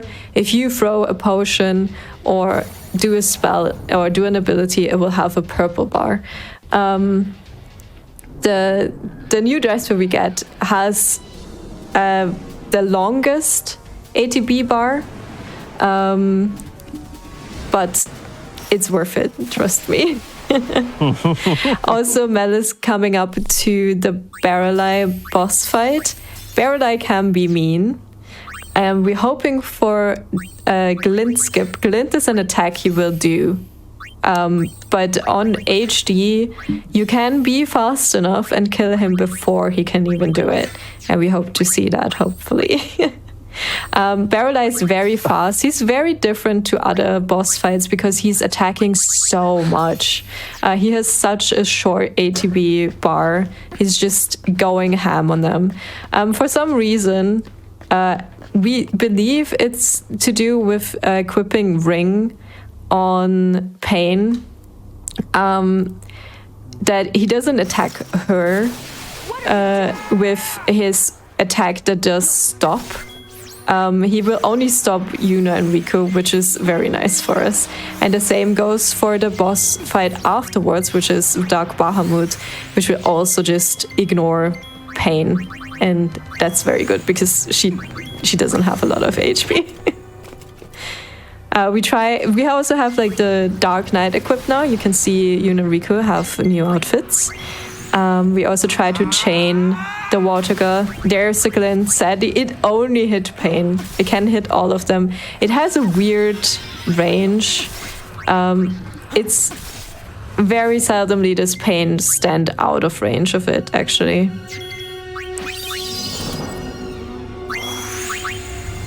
He doesn't have a lot of HP though, so 3 Water Girls and he should be dead. 2 if you can chain it, which is a bit harder than with Thief because the attack animation is just fairly long. I'm going ahead. Barreleye, story-wise, is also the leader of New Yevon, and he tried to stop us to go look for this giant, scary weapon because he said it's dangerous. Nobody should go near it. It's volatile. It has like its own mind sometimes, and he doesn't want anything to happen. So he fought us, but we go anyway. And coming up is the next fight. Dark Knight also has an ability set to learn. Each fight will give us not only experience, but also AP. We get AP from killing enemies, not from ending the fight. So if you're not around because you're dead, for example, when the enemy dies, you will not get AP. So we try to avoid that. You can actually throw a Phoenix down and it will proc before the fight ends. You will get the XP, but not the AP. So we usually don't want that. We also get AP from any action that is not normal attack. Throwing items counts as well. And AP will help us learn new abilities. And right now we learn Karen. There's discussion about how to pronounce this. I call it Sharon. And it's going to be very important. And again, we try Chain Watergar and kill Dark Bahamut.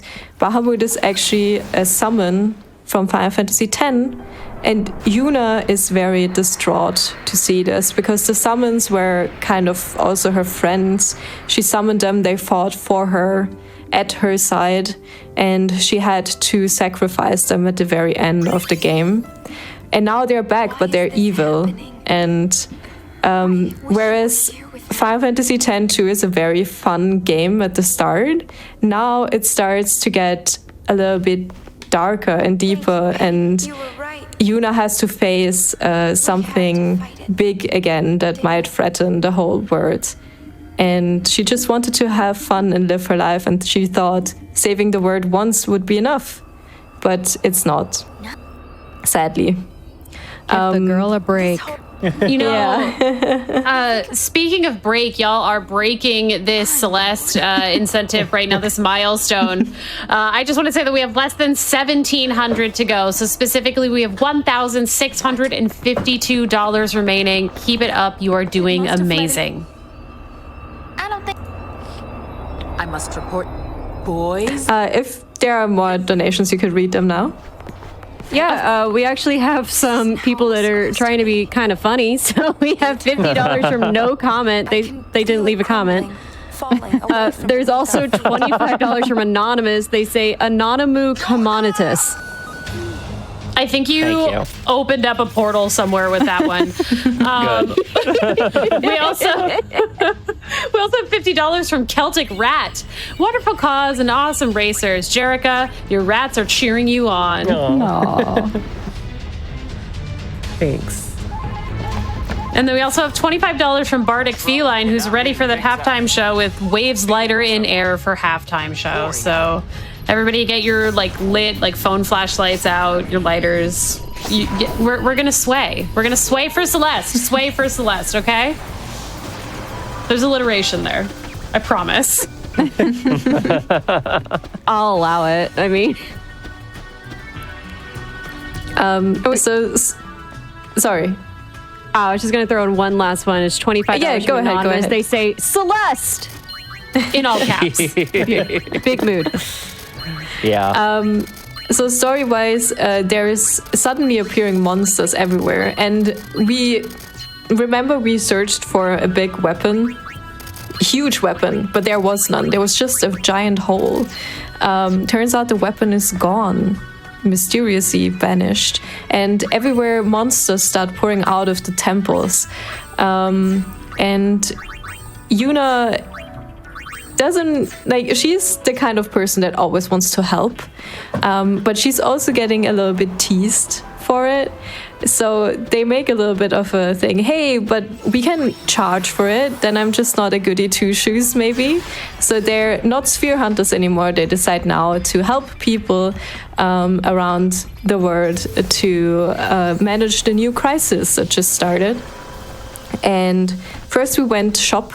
We sold all our equipment that is not currently equipped to buy some titanium bangles. The titanium bangles will give Yuna and Riku even more HP. So we really buffed them up on HP, while Pain is not buffed on HP, just on magic. Our first stop is Besaid. There's monsters here too. Walker tries to keep them at bay in the temple, and Becklem, a character introduced in 10.2 that is very rude to Yuna, although she saved the world, it just wants to burn the temple down, and Yuna obviously doesn't want this. That's her home. This is where she got her first summon. It's very important to her, and so she goes in and tries to help. And we will soon see our new strategy I will explain when it's done.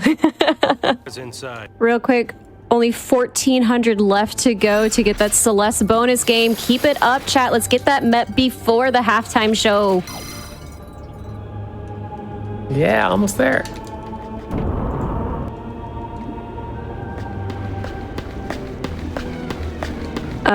The temples in Final Fantasy X have a lot of puzzles and you have to open things and stuff like that. We don't have to do that in 10.2. They're already basically done. So we just run through to the boss fight. And we will meet some more dark summons. In this case, we will meet now Dark Wilfor. As I mentioned, it was Yuna's first summon. And we're gonna employ a new strategy. Stay tuned. Are you telling me there's an Aeon in this game? An Aeon? An Aeon? What? No way. Surely it's the only one, though, right? It's gotta be. Yeah, woof. Yeah, the girls start to ask, like, they're surprised every time now they enter temple and there's an Aeon, although they already seen multiple.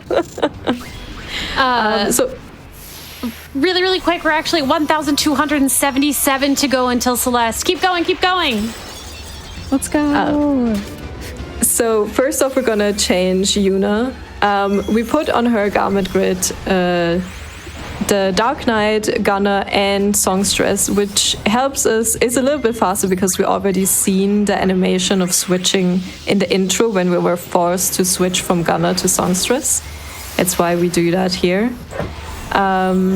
And with the full switch, Yuna has even more HP now. As you can see, she has 3,600 HP now.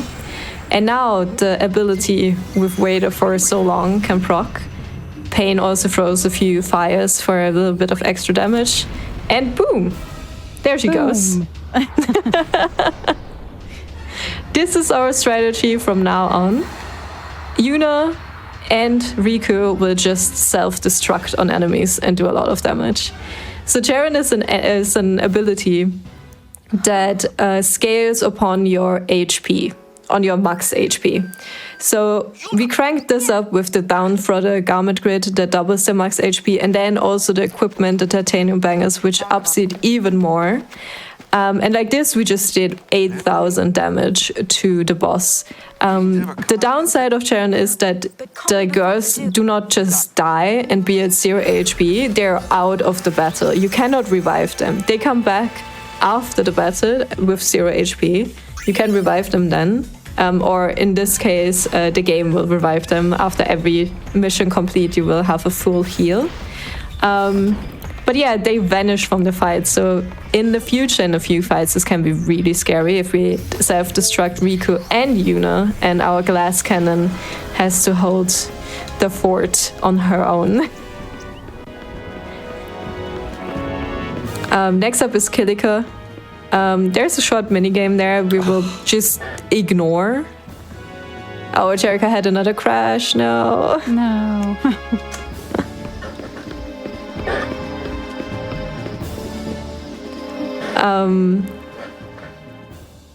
Yeah, so we meet Donna. She's supposed to help us, and there's guards at this gate we have to go through, and Donna will just get their attention. And there's like a little mini game where you have to pay attention to who looks where, and then just sneak past. But we ignore this. We just run, and we get caught.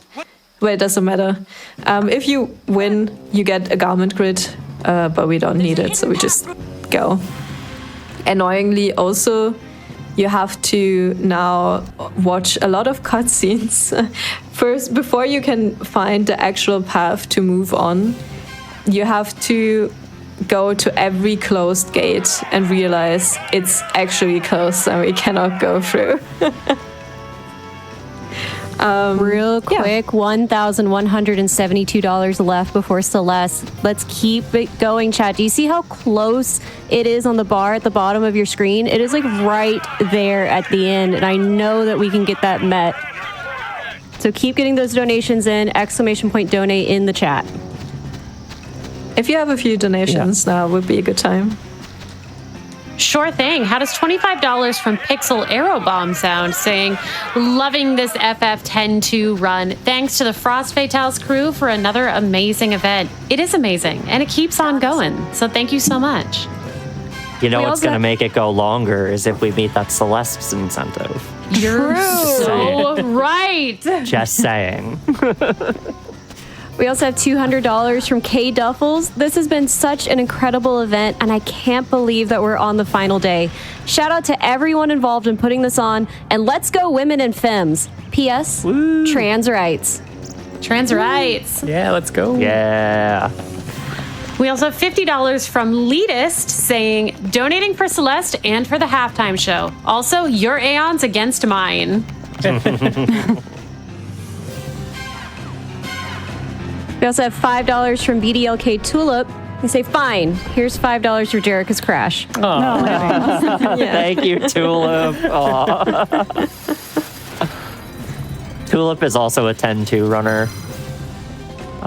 Lots of 10-2 homies. It's a great little community. Lots of people run this game who are just top-notch. Yeah, we're small, but small but mighty. That makes us more very tight. It's kind of and we always, yeah. In other Final Fantasy speedruns, you will always see us ask, so when will you learn 10-2, huh?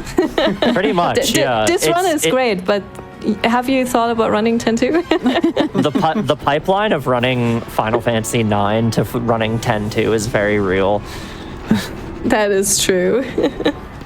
Overall, the Final Fantasy speedrun community is kind of interconnected. Like, we know a lot of other runners as well, or switch up our games. Like, most of us also run other Final Fantasy.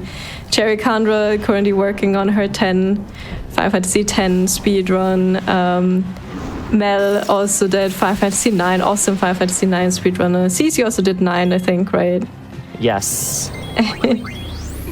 I've run FF9.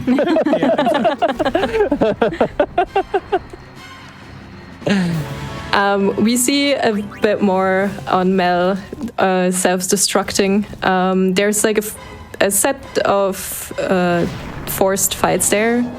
We will just send a girl self-destruct. We don't even have to change. These enemies don't have a lot of HP, and then we can use pain to revive the other girl for the next fight and just switch it up like this. They will also, their first move will always be haste, but by their second move they will be already dead. So this is quite easy walk up, but it takes a while. It's 5 fights, if I'm not wrong. Yeah, I think it's 5. Whereas the last one is 2 at the same time. Also, Jerica and Cease are very, very close together. If anybody saw me run a full screen out of the way in Xanarkand, no, you didn't. I almost did that too.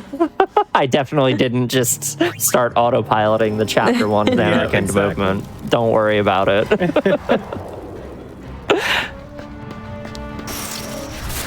I also want to point out that there is great resources, and we're all very helpful and happy about new runners. So if anyone wants to learn this run, you can ask in our Discord. You can find us. We're sharing a Discord with the Final Fantasy X speedrun community, and we're always happy to have new runners and help them out.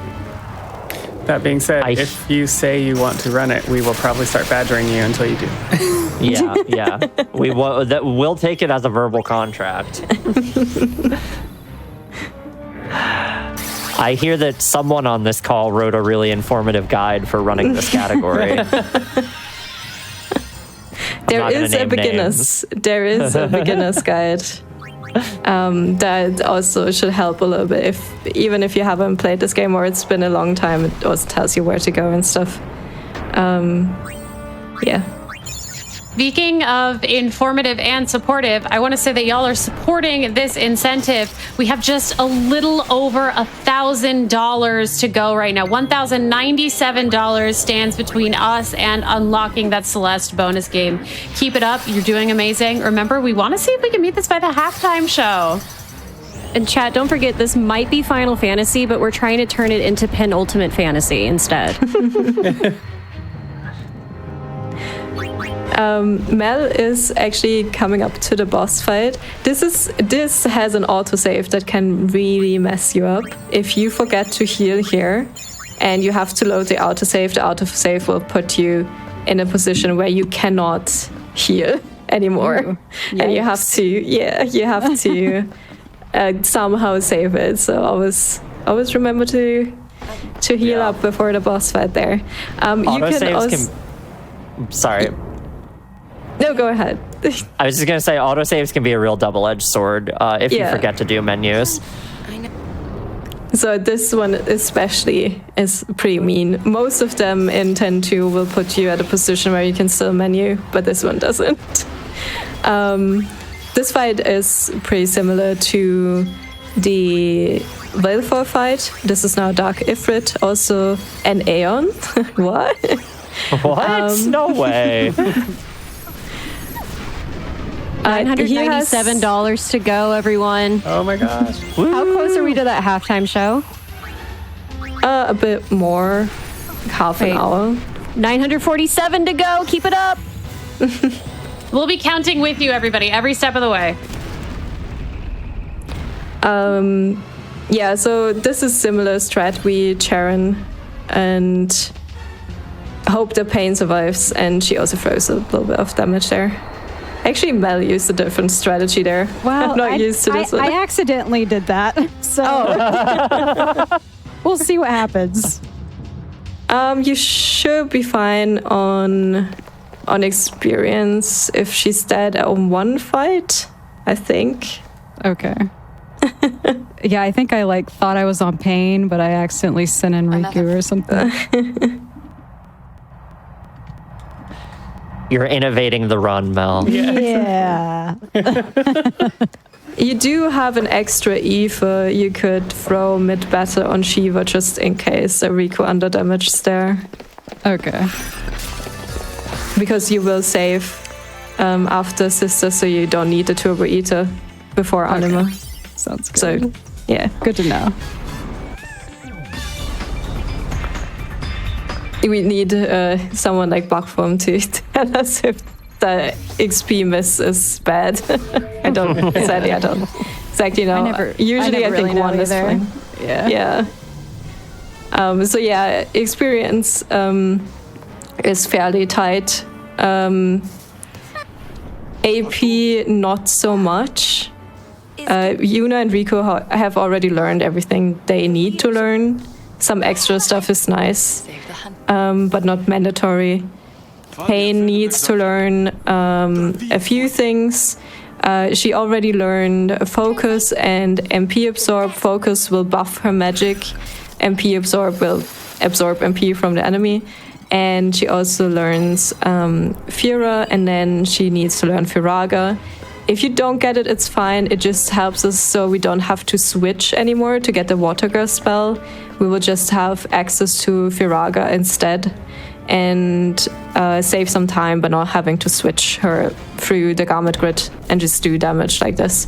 So if you don't get Firaga, it's fine. She also learns Black Magic level 2 and Black Magic level 3, which will make her cast bar shorter, so her cast faster in effect. Also, Mel is going up to another RNG heavy part. This is the Josa Temple with Ixion at the end, and there's 5 pedestals, and one of them will unlock the door, and the others will spawn a monster you have to run from. Also very unlucky that Yuna died there. Usually you want to just run away. And crash. Oh no. Oh man. If we can take a moment to update that we have less than 800 to go until that incentive. Keep it up. You're doing amazing. All right.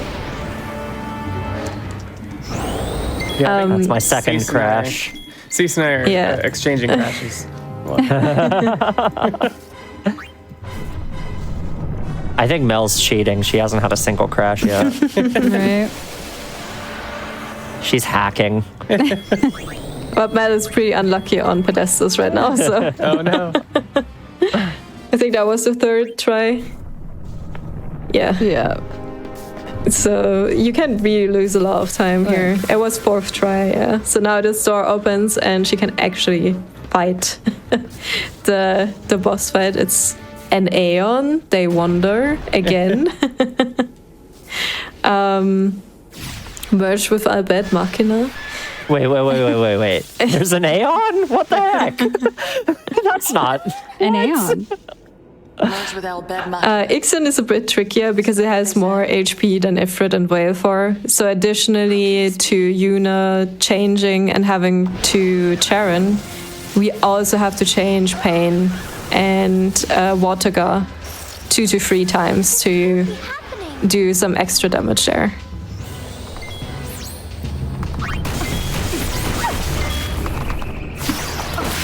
Ouch. Again, yeah, we hope that Ixen doesn't focus Pain. Ixen has some nasty attacks as well. And yeah, we'll see how this goes. And afterwards, we have like a lot of cutscenes and story dump and stuff like that. So if you have some more donations, now would be a good time. Absolutely. We have $50 from Kate with Sword. Loving watching this Final Fantasy X-2 run for the first time. These ladies are fast and fabulous. Oh. Thank you. We have $50 from Pittman Lionhouse. The final day of the marathon is always bittersweet. Sad to see such an amazing event come to an end, but so excited to see how much was raised for a truly wonderful cause. Congratulations, FF, for another successful marathon. One last push to get the final bonus game unlocked. Let's go. Lots of love. Less than 3. Yes, it might be a little bittersweet, but we can always extend the marathon. Let's get that bonus game met ASAP and see what else we have in store.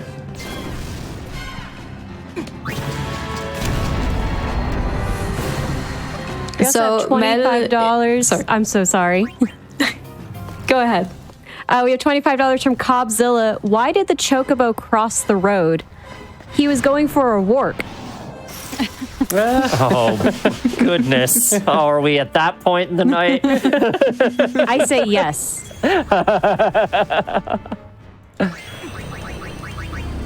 Mel is currently ending this chapter.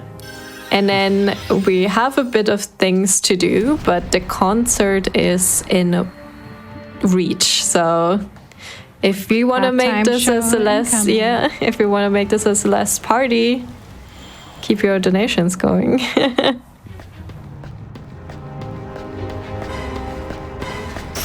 We can keep some donations going right now, actually. Yeah, go ahead. All right, we have $25 from Anonymous saying, punt on puns, all aboard Alliteration Airlines. Anonymous Here after we my go. own heart. Thank you. We also have $100 from Bean Jammin. In honor of the 1B5 Hisnit Skes Bonies Getnit, I am thinking the donation bit with a hand. As Theo would say, nailed it. For anyone that Wow. needs a translation, they type that with one hand.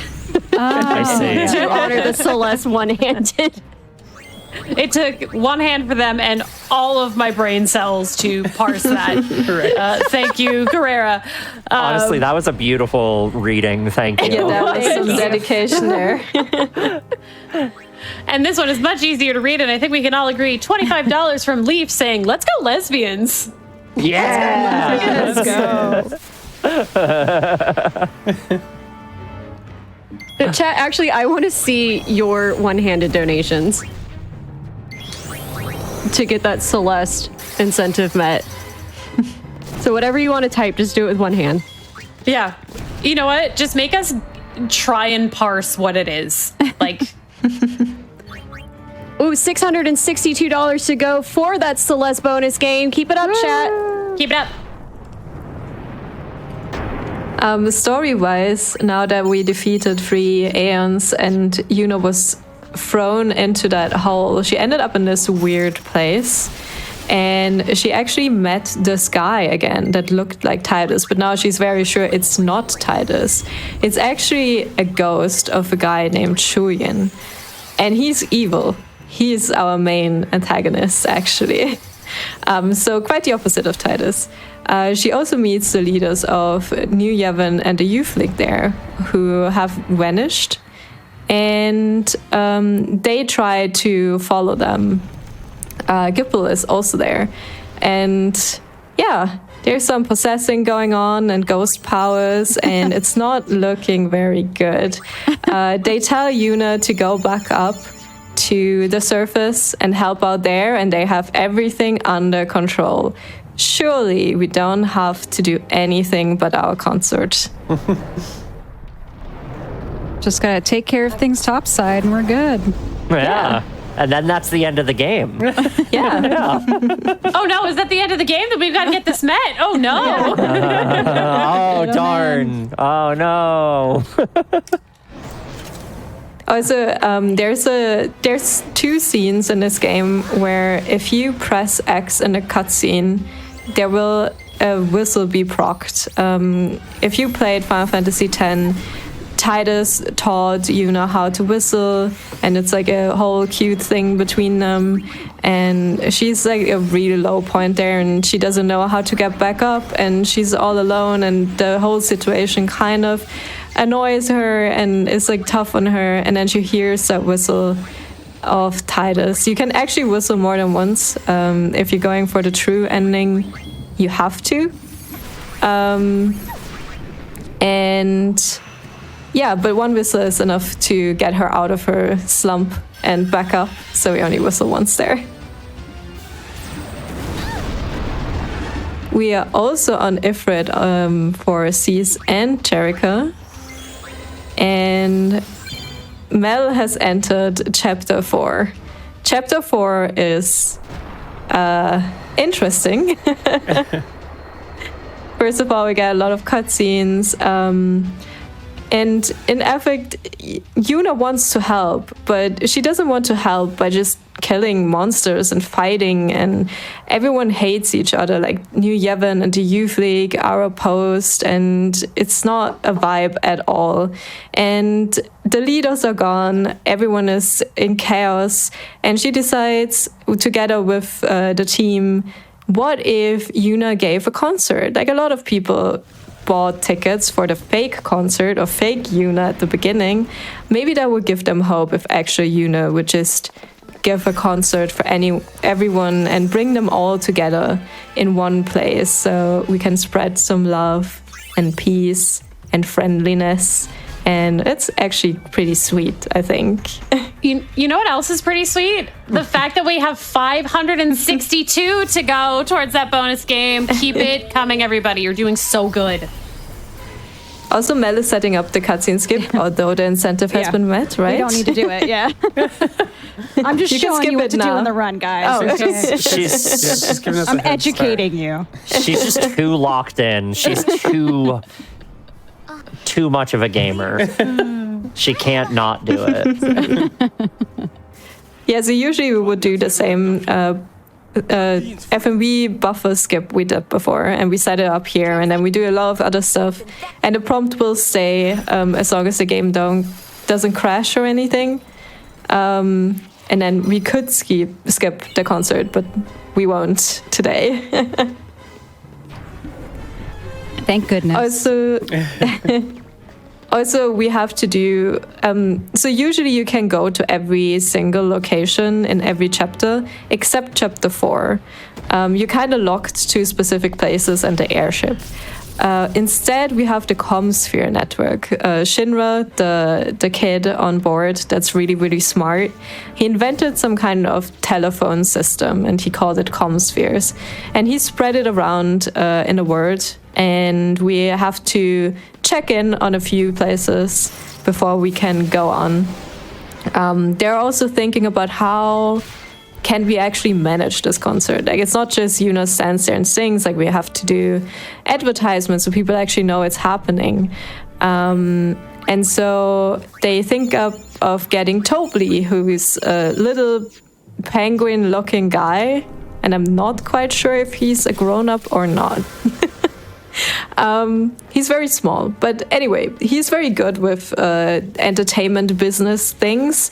So we're trying to find him, but he's hiding because he's in a lot of debt because his past concerts were not good. So we trust him with this anyway, and now Mel is in Moonflow, and it's a long section of just running after this little guy. And since we have the no encounter thing, there will be no encounters. We're just running. Also, Jerika and Cease are currently on the Ixion fight. I don't know what, how many pedestals do you have to Mine push, was you guys? second pedestal. Mine was first. Oh, very, very good. If there are any more donations, now could be a good time. Of Yes, course. we have $25 from Quest Updated. We say, let's go lesbian squared. Let's go. We'll have a $50 donation from a $50 donation with the comment by Anonymous, but thank you very much. I'm going to be considering that one for a while. Thank you. We also have $5 from Proxy. People donate and Yuna dances. We also have $5 from Vivi. Let's crush this. Vivi. Vivi's Our boy donating. Vivi. Yeah. Let's Our crush special this. boy. Good luck to all the runners, and thanks, crew less than 3. Thank you, Vivi from Final Fantasy IX. Yeah. Yeah. A cameo. I also want to point out that we're really, really excited to showcase this run. It's not often that we get to showcase it, much less in a race, and we're so happy to show off this girl power game with Yes. 3 awesome girls running it. Aw. So thank you very And much. And an amazing commentator as well. Yeah. Thank Yes. you. I was not If I'm fishing not- for compliments to be there. Oh, you got If him. I'm not mistaken, this is the first time this game's been showcased in a GDQ event, and that's Really? pretty deep. I think so. that's so cool. Unless I'm forgetting something, and if that is true, then that's pretty cool. Yeah, it's definitely Yeah. kind of a forgotten game, forgotten run, but it's such a fun run. Yeah. And definitely a low barrier to entry. Like there's only 3 different fight strats you really need to learn. Like it's Yeah. really not that bad. Minimal menus. Yeah, and like we were saying before, for an RPG, it really isn't that long. So if you're interested in RPG speedrunning, but you're daunted by like the concept of running a 9-hour game, this is a really good like thing to do. That's sort of a nice like shorter run than that. 462 to go. So close. We're right stuff, there. people. We're right there. Yeah. It was actually also my entry into this game. Was I always liked this game. I knew this game. I wanted to try out a speedrun. I wanted it to be Final Fantasy, and this was just also in a time frame I thought was manageable. This was my very first speedrun. Oh, that's awesome. Oh, cool. 362 to go. Yo! Chop, close. chop. Keep going, keep going. Mel almost caught Tobley. She's like halfway through. And then we only have always to gets clear away. up a little monster problem, and then there's the concert. So End is not far now. And chat, don't forget that a $50 donation gets you entered to win all of our available prizes today, including the Hollow Knight Queen's Gardens Respite miniature. Give this to Pain. It was all I was able I also want to point out that although there's not too much story bits I'm sharing, this game has a lot of nostalgia for the old game. So there's a lot of things to do. There's actually also 100% run of this game. It's long. It's 10 to 12 hours long, depending on which category you run and how good you are. So there is a lot to do in this game, and there's a lot of extra stuff. As I said, you can land almost everywhere at any time in the game, in every chapter except chapter 4. And there's like side missions everywhere, and you get a lot of things to do. So it's a really cool game. Yeah, the Hundo run is a lot of fun, especially we like to do it as a community. It's really long, so doing it alone is kind of but if you're doing it all together, it's fun. Yeah, it helps for sure. Yeah. It's also nice as a no creature creator runner. There's some fights coming up that can be really, really bad and have bad RNG and can just kill you without any fault of your own. And then you go there in a 100% speedrun and just boop them immediately and be like, ha, that's what you get. Revenge.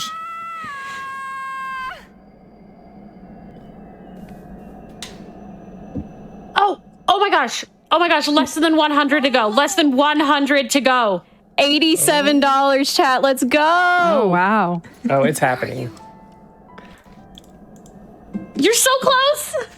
So close. Shout out to the $100 from Go Ladies Go. No Yay. comment, but thank you so much for that donation.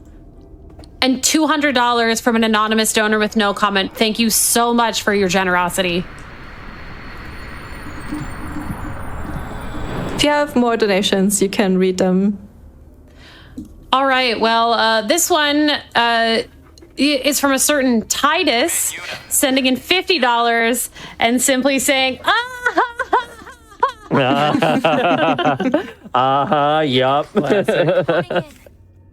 also have $100 from Oda Duncan. Much love, less than 3. And $25 from Daedalus saying, let's go lesbians. Woo! Yeah.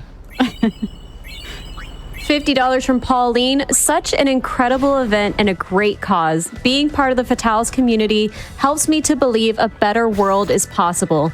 Trans rights, y'all, less than 3. Smiley face. $37 to go. Oh my gosh. Lucky number 37. Who's got it? Come on. It's a lucky number during now. this awesome dance battle. Come on. Oh, the dance battle. Donate for the dance battle. Yeah, Mel is playing a minigame right now. We have to kind of win this, but it's very easy. This game is just broken. This was meant to be a rhythm game where you see, like, at the bottom right where Riku is, you see a prompt. This is the button you're supposed to press.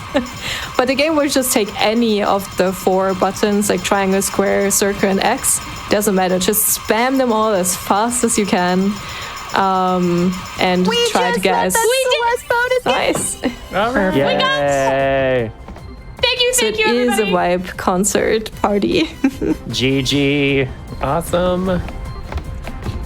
Thank you so much. That is $135,000 raised for the National Women's Law Center. Y'all did it. We will be seeing one-handed 80% Celeste with Sawayoshi.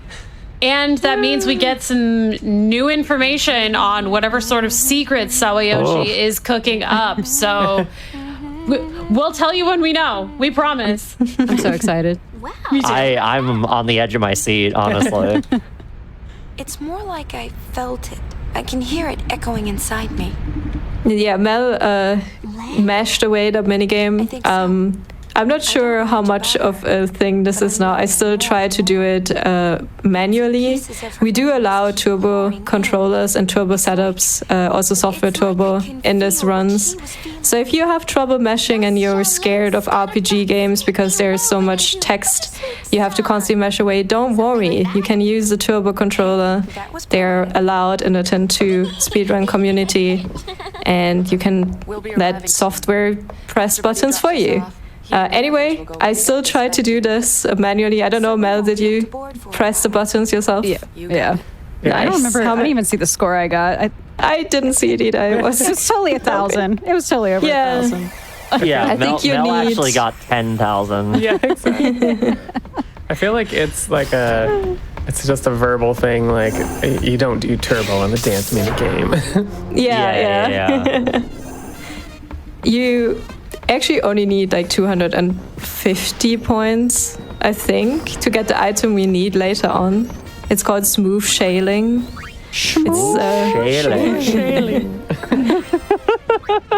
It's basically an item from the Hypelos. That's like the blue little frog-looking guys, and they talk very funnily. You will hear one of them real quick at Mel stream in a second. Hello, Gullwings. Good to see you. Are you ready to sing your song? My game crashed Thanks for letting that play out. He was crashing in weird spots too. I don't know that I've ever had a crash in Moonflow. I'm weirdly having more crashes today than I usually do, and all I can think is that I'm running in full screen and not windowed mode. It's also marathon luck. Yeah, true. The marathon is watching, but they are loving you, which is the most important part. Thanks, everyone, for loving us. Yeah, thanks for making up for the crashes, too. We appreciate all the crashes. Yeah, where's Tulip? Yeah, sadly, the PC port isn't too stable. Crashes can happen. Unless your name is Mel, apparently. Yeah.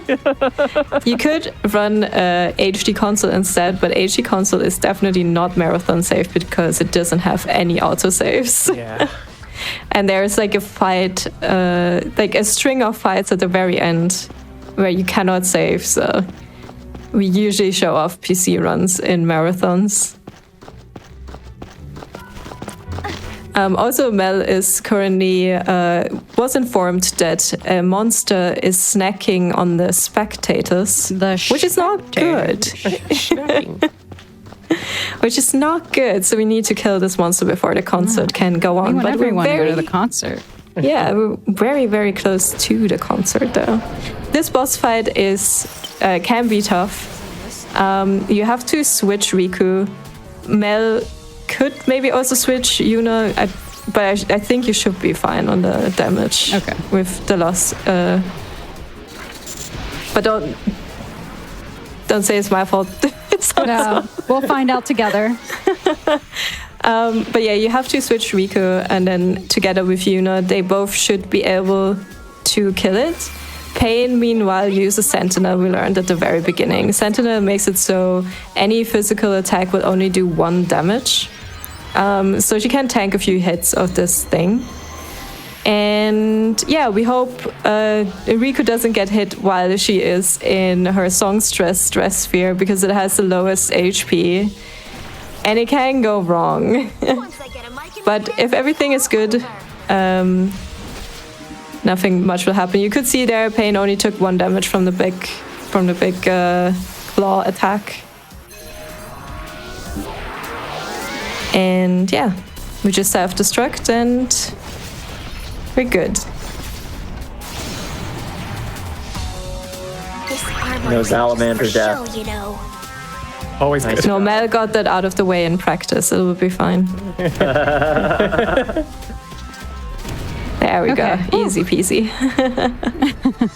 Yeah, easy. Not sweating at all.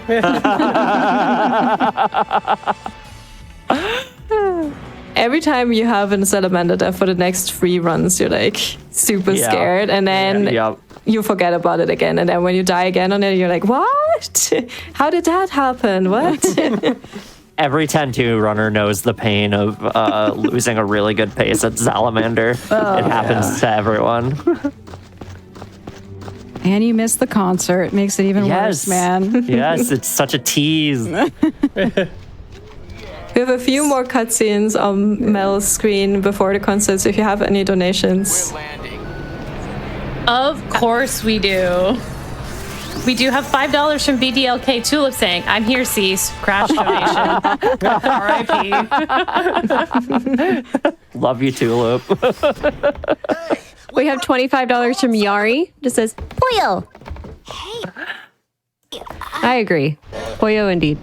Pollo indeed. We have $100 from Emma saying, without the pans, there wouldn't be anything to eat. And trans rights. Hell yeah. We have $10 from Sailor says, let's go Celestians. And we have $50 from Maddie saying, good luck the rest of the way, and GG's Earinor on amazing commentary. No, thank you. Maddie Iceman. Maddie. Matthew Ice. You've all proved why 10-2 is the best speed game ever, and I look forward to probably racing one of you sometime next week. Please be better than Hell me, yeah. and don't let Shuyin troll you. Oh yeah, YRP forever. There's so many letters in that forever. I cannot stress that enough. And the concert is starting on Mel's screen. Oh, enjoy it, everyone. You earned it. Best.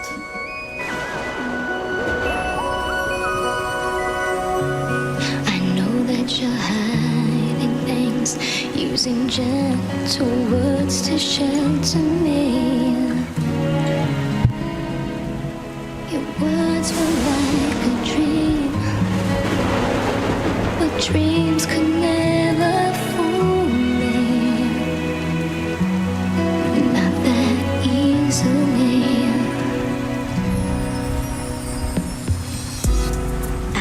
So distant then, didn't say goodbye before you left.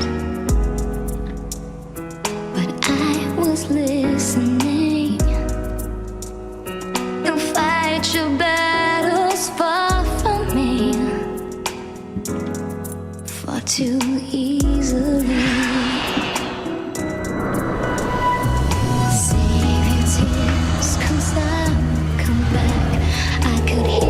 You whispered as you walked through that door, but still I swore to hide the pain when I turned back the pages.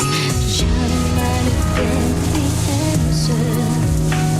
What if I cried my eyes out and begged you not to depart?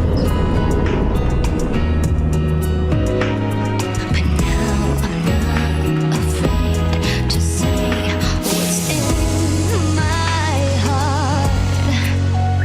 'Cause 1,000 words call out through the ages, they'll fly to you, even though I can't see. I know they're reaching you, suspended on silver wings. Oh, 1,000 words, 1,000 embraces will cradle you, making all of your weary necks seem far away. They'll hold you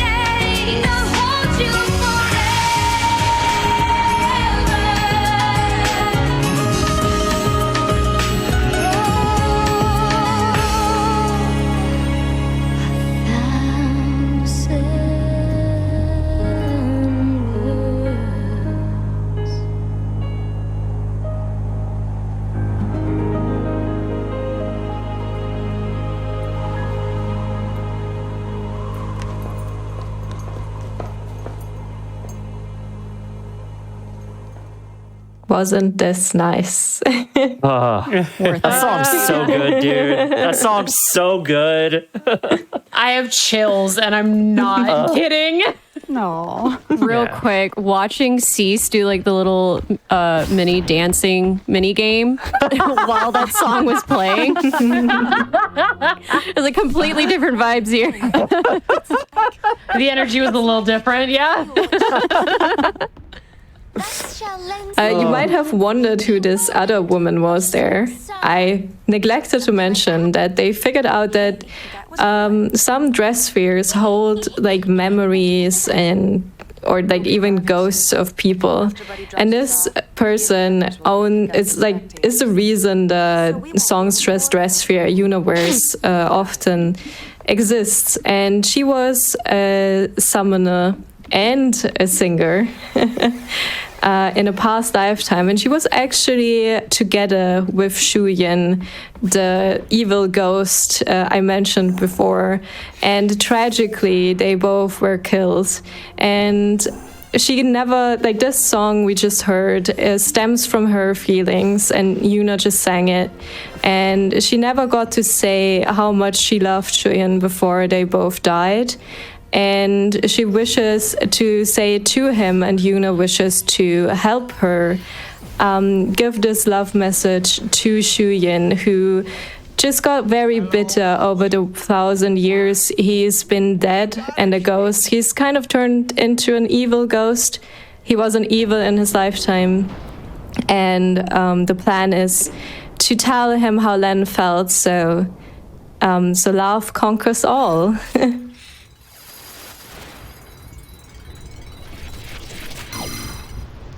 It's a very sweet message. Yeah. Yeah. You'll see a lot more of him later. It's a very sweet message, and it keeps Yuna's spirit of wanting everyone to be happy still, while also having grown up and be really badass in this one.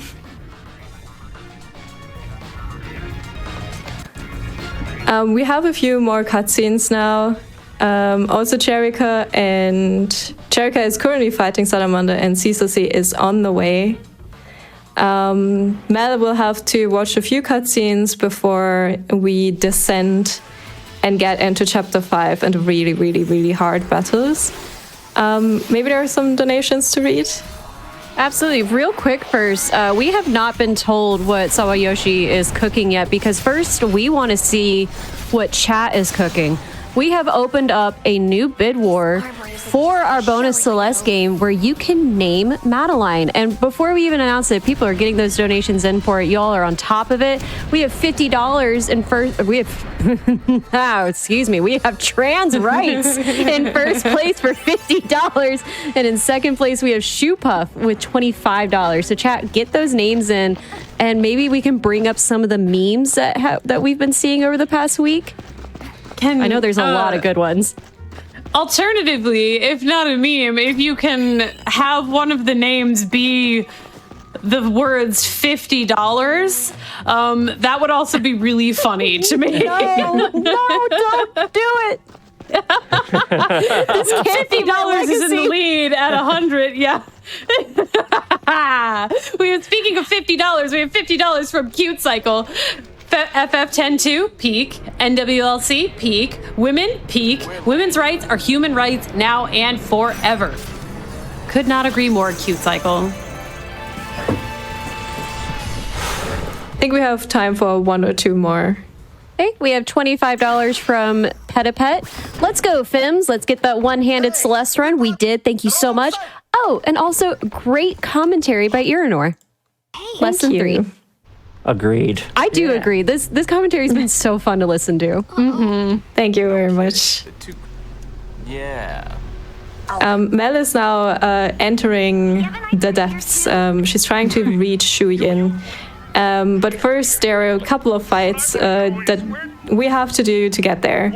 First off, Dark Shiva. All of these fights are hard. We also take our ATB speed down to slow, because with Pain's abilities and her equipment, she can now insta-cast the Gar spells, so the level 3 spells, basically.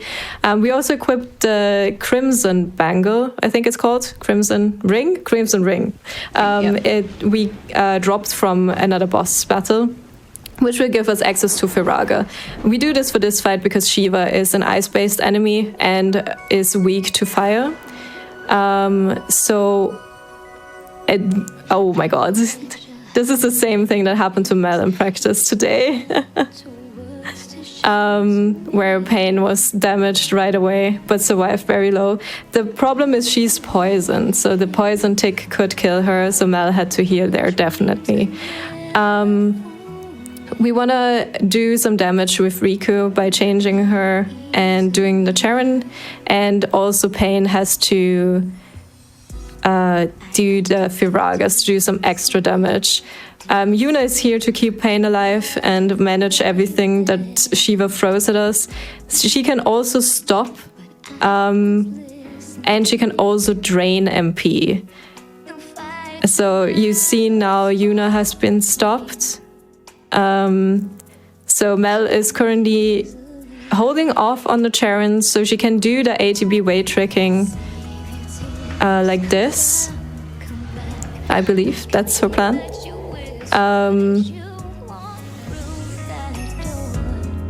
Yeah, so she has to get a lot of Firagas off to make up for damage. Hopefully Shiva is nice, and also hopefully there were high rolls. This is fine, not on Pain. Oh no. Okay. Okay, yeah. That was fairly scary. But good fight, first try.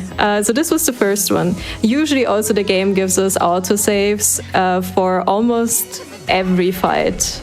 Every single one. Except this one, like after this one there's no auto fight, before the next one there's no auto save. Sorry, no auto fight. I wish it would auto fight for me there. Jeez. I'm damaged by boosters runs. So we will save manually here, especially for marathons. Even in a non-marathon, the save sphere is right there. We have to touch it anyway to fill up our MP again. Yeah. Also we hear the song again on Jerikandra's, and also CCC is in the cutscene as well. I'm sadly, I do want to talk over it, sadly, I'm so sorry, but coming up is the Sisters fight, which is arguably the hardest fight in the whole run. Sisters is weird. Sisters has no real ATB. They can kind of do whatever, whenever they want. It's 3 enemies as well, so that doesn't make things any easier.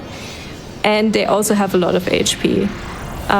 So first off, the little bee, we want to get rid of it because it has an attack that takes away 3/4 of your health, and she did it right away. On Pain though, which is nice because Pain can fairly easily heal herself. Hopefully she doesn't die, but it's actually preferable to have it on Pain instead of Riku or Yuna.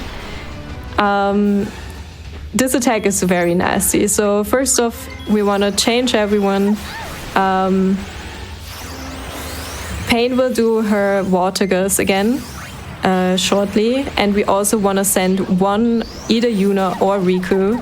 It'll probably be Riku at this point, to kill the little bee, to get rid of this Pasado attack because it's very annoying. It's strong, and she does it again on Yuna. Oh my god, this is very unlucky.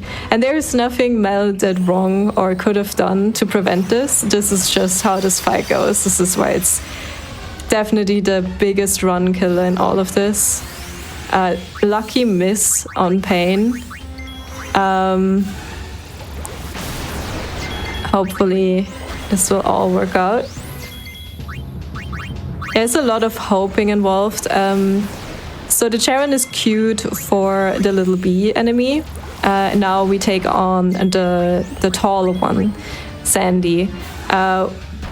We hold ATB with the remaining girl and Waterga with Pain. As I said, she can instacast, so we hold the ATB. You can see in the top right corner, it switches from wait mode to active mode.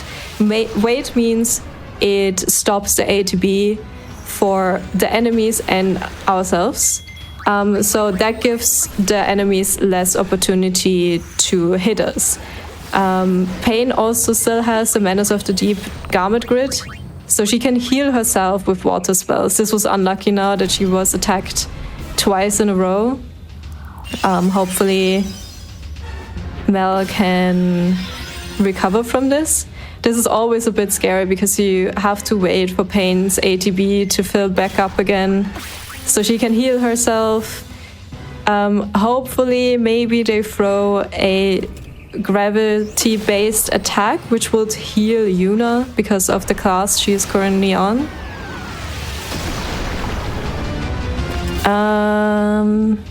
Yikes. Yep, it's pretty yikes. This is also what I meant with this race is definitely not over until it's over, because anything can happen in these fights here. Sisters is known to be the PB killer too. Yeah. Oh no. I think it's just over. Okay. So Mel will try again with a hopefully preferable start and not this. This was not very... This was actually very, very unlucky to get 3 pasados in a row there.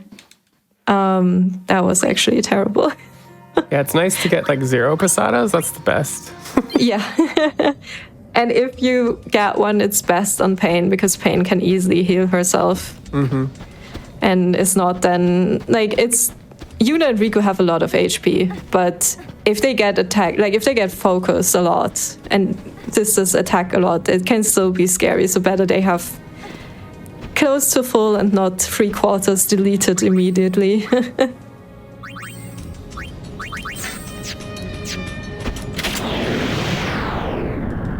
So while Mel gets back there, and the others have to watch some cutscenes, if you have some donations, maybe 1 or 2.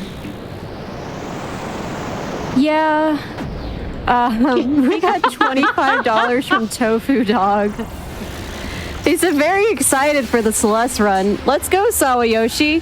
Also, I'm submitting the name $50 for Madeline. And with that, yep, go for it. $50 is in the lead with $75. So math that out. With not like this. $50 donated from $50 with the text $50. Thanks, everybody. I'm thriving. I'm not.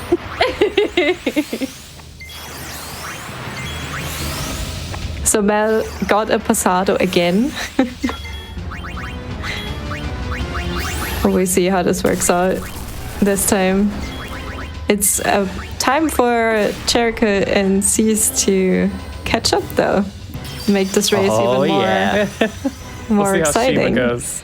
We're coming for you, Mel. Yeah, come on over. I'm ready for you. I'm feeling a little lonely over here. It's lonely at the top. Sadie Payne died again. Have to get her back up and hope everything's good. We might be okay here. All right. As soon as one of them is away, it's already good. And if only Cindy, like the lady bug, panda bug, is left alone, it's fairly safe, the rest of it. Yeah, I was explaining the wait active mode. So you can see that the wait mode is active for as long as the spell goes, and then Mel quickly switches over to Pain again to proc the attack or heal, depending on what needs to be done, and stops the enemy, hopefully, from doing a lot of things there. Cindy, please. Yeah, sometimes my game sisters... crashed again. Oh no. Sorry. It's like the 5th one. Tulip.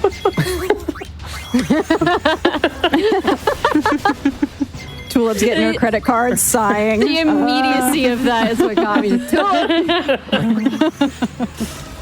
The call out. It looks like Jerika is doing good on Shiva, actually. So she is catching up. Let's go, Jerika. Here's hoping. My turn for the pain. Nah, it'll be smooth sailing.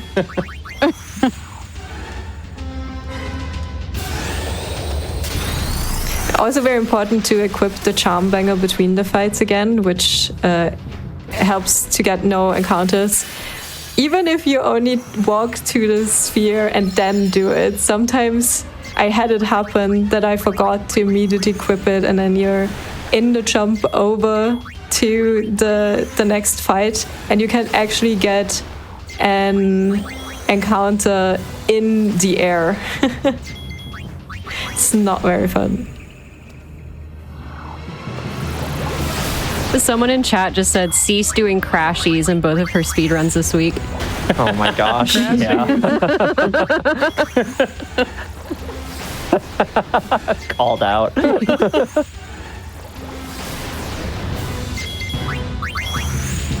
A lot of attacks on Pain over at Mel's screen. Oh my god, so many. Yeah.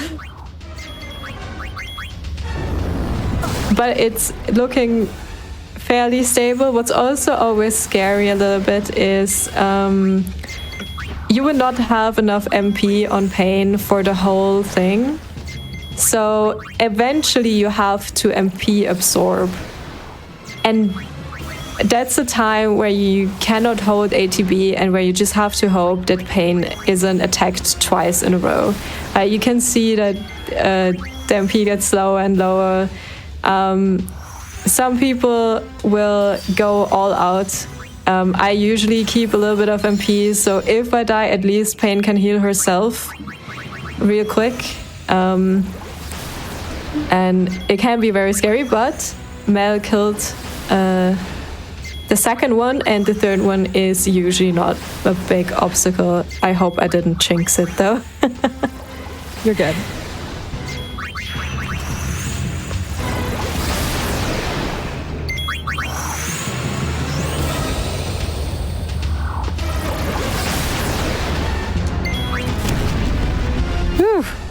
That was painful.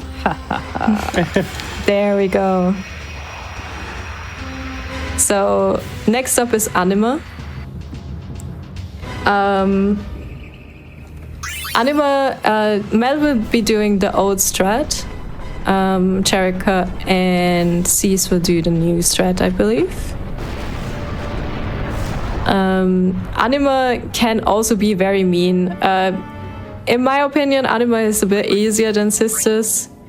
It's more predictable, but Anima has a few attacks that can really hurt you. Again, we want to set up Yuna and Riku to Charon, and they take themselves out of the game, so Pain has to survive at the end. So we knock out the damage with Pain first, get a few water gusts off, and then hopefully everything goes well and the Charon will kill it, like the Yuna and Riku exploding on Anima. Anima can do normal attacks. It can also do an attack that's called Pain without an E at the end. Pain will apply a few status effects. It doesn't have to apply all of them. It can apply Itchy, which is very annoying. Itchy makes it so you have to switch from your current dress sphere to the next dress sphere, or like any other dress sphere, and then you have to switch back again because the other dress spheres are, for us, not important. It also has... Pain also will lower magic attack power. We will focus with Pain first, which makes her attack higher. But then if it lowers it, we have to refocus if it's at the very early point. So we do enough damage with the MP we've got. And yeah, there can a lot go wrong. Also, Mel is on a very tight schedule with the old strat. At the beginning, it's not that bad if Anima gets a few attacks in. Anima has an action counter. So actions counted are Anima's actions and our actions. And if it reaches a certain threshold, Anima will cast Oblivion, and Oblivion is a pretty strong attack that will kill Pain. Yuna and Riku will survive, but Pain will die. But if we already proc the Self-destruct, nobody is left, so we don't want to be hit by that. It's a very tight schedule, kinda. Your ATB weight tricking has to be tight, and you also don't really have any spells to spare.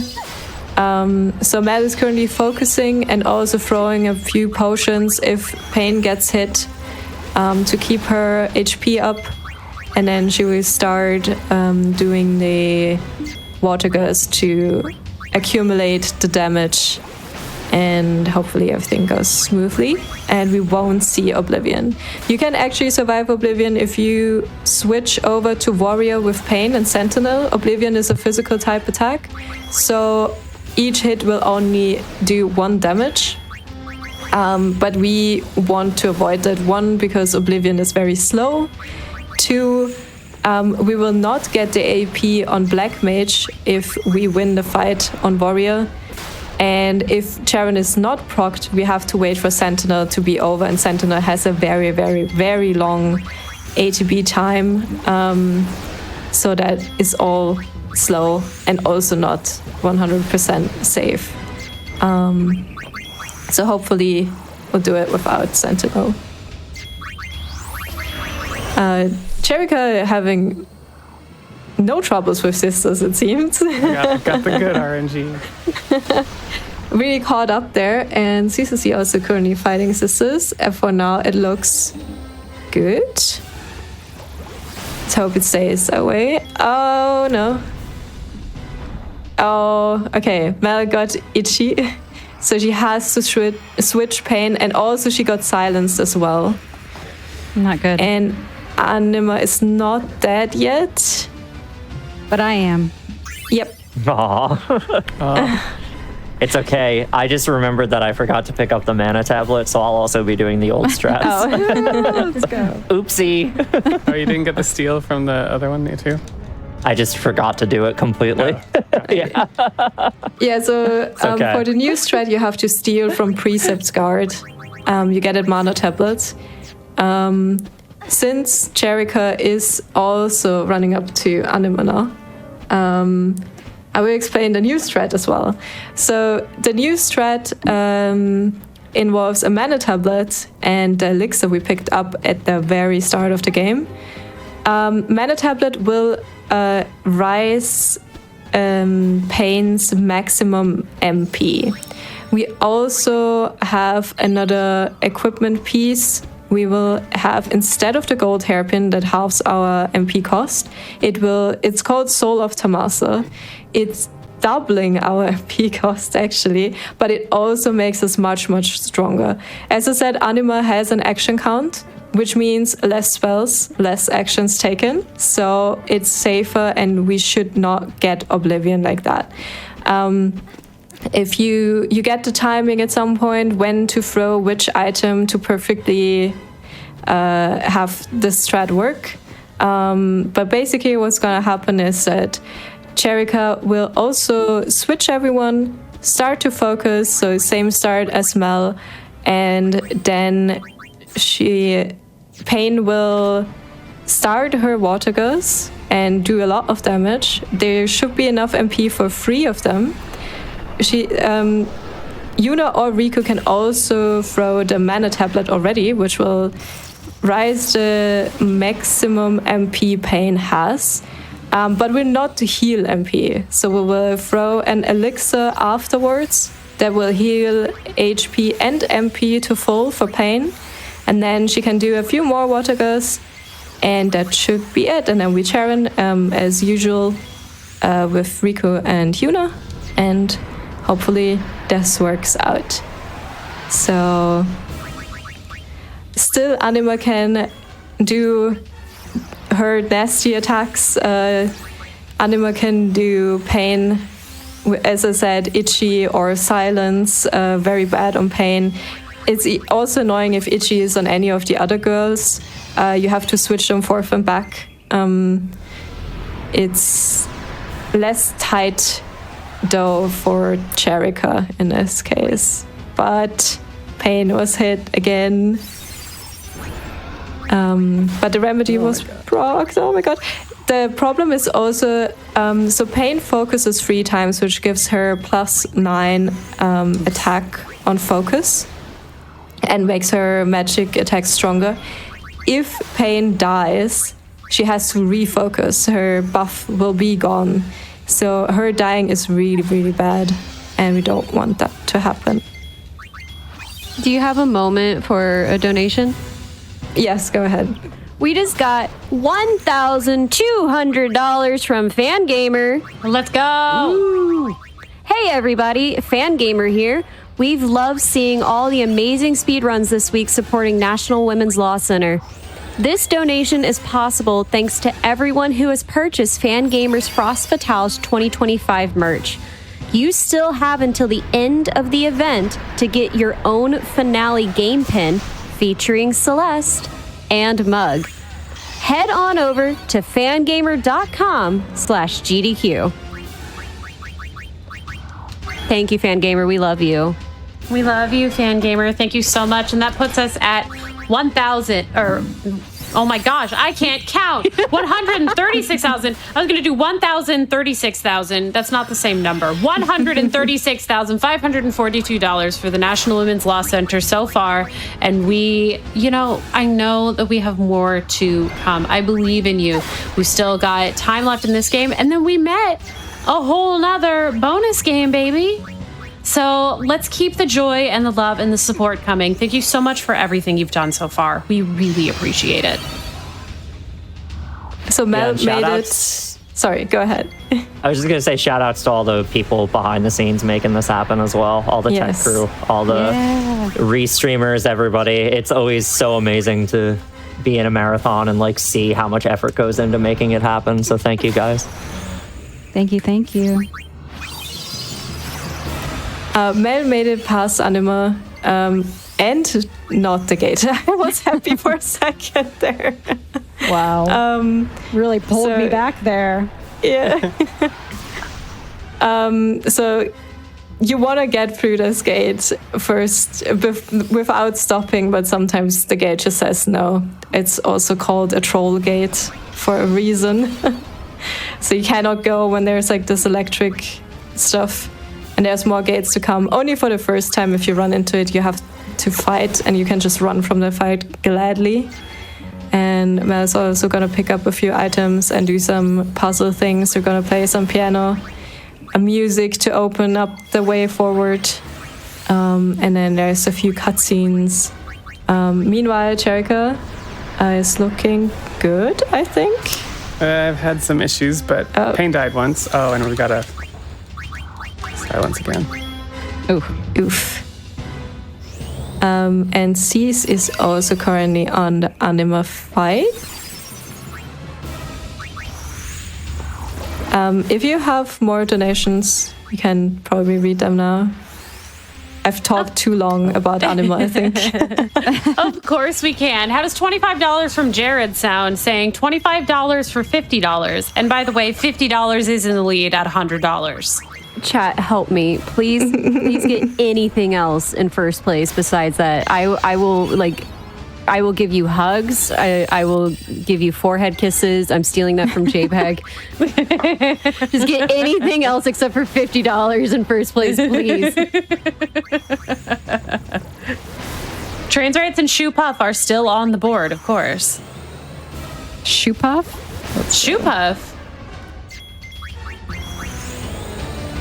We also do have a $10 donation from David New saying, hope this helps. It does help. Thank you. We also have $50 from Stephen N. and $50 from Maria LaFay with no comment. Thank you so much to both of you for that. And $10 from Marina saying, women greater than 3. Yeah. True. Yeah. I like where that's going. $25 from Paging Site. This marathon has been amazing. Congrats to everyone in the background and all the runners. We also have oh my gosh, that $50 from John Bowser. That Hollow Knight prize is astounding. Yes, and they're referring to that Hollow Knight Queen's Gardens Respite miniature. It's absolutely beautiful. Like, it's gorgeous, gorgeous, gorgeous. If you haven't taken a look at our prizes recently while you are donating, go take a look. We have some incredible stuff like the Celeste Mountain painting, the Hollow Knight miniature that we're talking about, Sylveon stuff. If you like Mega Man, we got Mega Man in the group too. The Mega Man gift tags are so cute. Are you kidding me?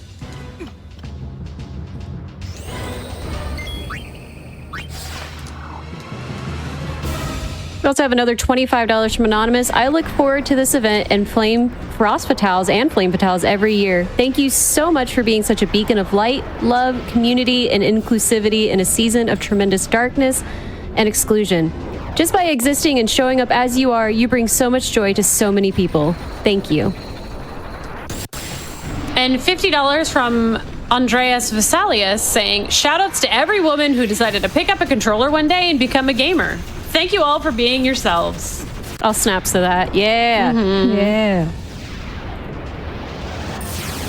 Yeah. So sadly, we saw Oblivion for everyone, I think.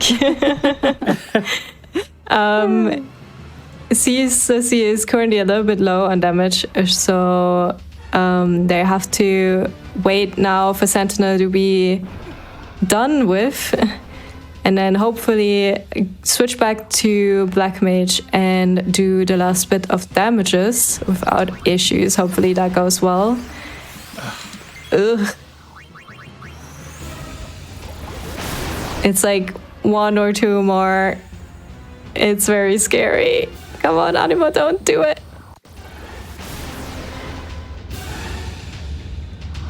I was never scared for even a moment. I was scared.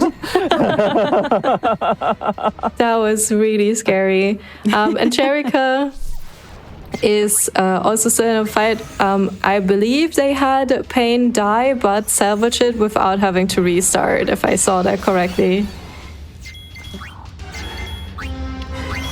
I'm just glad I didn't die. That was very, very scary. You're a gamer, Cease. I'm a gamer, Mel. Yes, you are. And Mel is currently... Sorry. Have none of us died yet? Jerika is still fighting. Anima? Well, I died a few times, but... I haven't died, but my game has crashed 6 times. Yeah. Oh no, I forgot to put the charm bangle on. Oh, random encounters. Oh yes, let's go. Well, good thing you touched the save sphere. Yeah, good thing. Sorry, I was just amazed that people haven't died, but then I remembered I've died a few times. Yeah. That's me. I died on Anima, so. That's okay. There's still plenty of time to catch up. Yeah, don't worry. There's still leg. The fight that you can die. The fight that you can lose to even after you beat it. And remember that Mel said she'd YOLO Shuyin, so... Yes, I will YOLO Shuyin. So what you're telling me is that there's still a chance for me to win. There's a chance. Yeah, so... Again, they're after Sisters and before Anima, there is no autosave, so this is why the runners ran back up to save at the save sphere. It is a scary fight. There is sometimes certain circumstances where you cannot do much because Pain just decides to attack Pain. Anima decides to attack Pain with Pain all the time, and there's no chance to recover. But I believe in Jerika to do it second time around. And we can focus a little bit on Jerika's stream now because Mel is going into a bunch of cutscenes that take a very long time before the final stretch. And CCC is doing some puzzles again, some music-themed puzzles, because the big giant gun is controlled by a piano for some reason. We don't question this, and I guess good that Len taught Shuyin to play the piano. Good for him, not for us, though. If you have a few donations, you can read them now. Yes, we have $25 from Jack. They say trans rights. Trans rights. We also have $50 from Junara with no comment, but thank you so much for donating. We don't need a comment to know that you love us. Thank you. We have $75 from Darth Fruit Cup. I really like that name, by the way. Such a great event and so proud to be part of this amazing community. Thank you to all the runners, the hosts, and the entire staff behind the scenes. Let's finish strong. Less than 3. Also, our wonderful runners, you called and the call was answered. $5 from BDLK Tulip. Crash donation. Rest in peace. Someone fix this game, please. Yay, Tulip. Tulip, you're a good sport. Thanks, bud.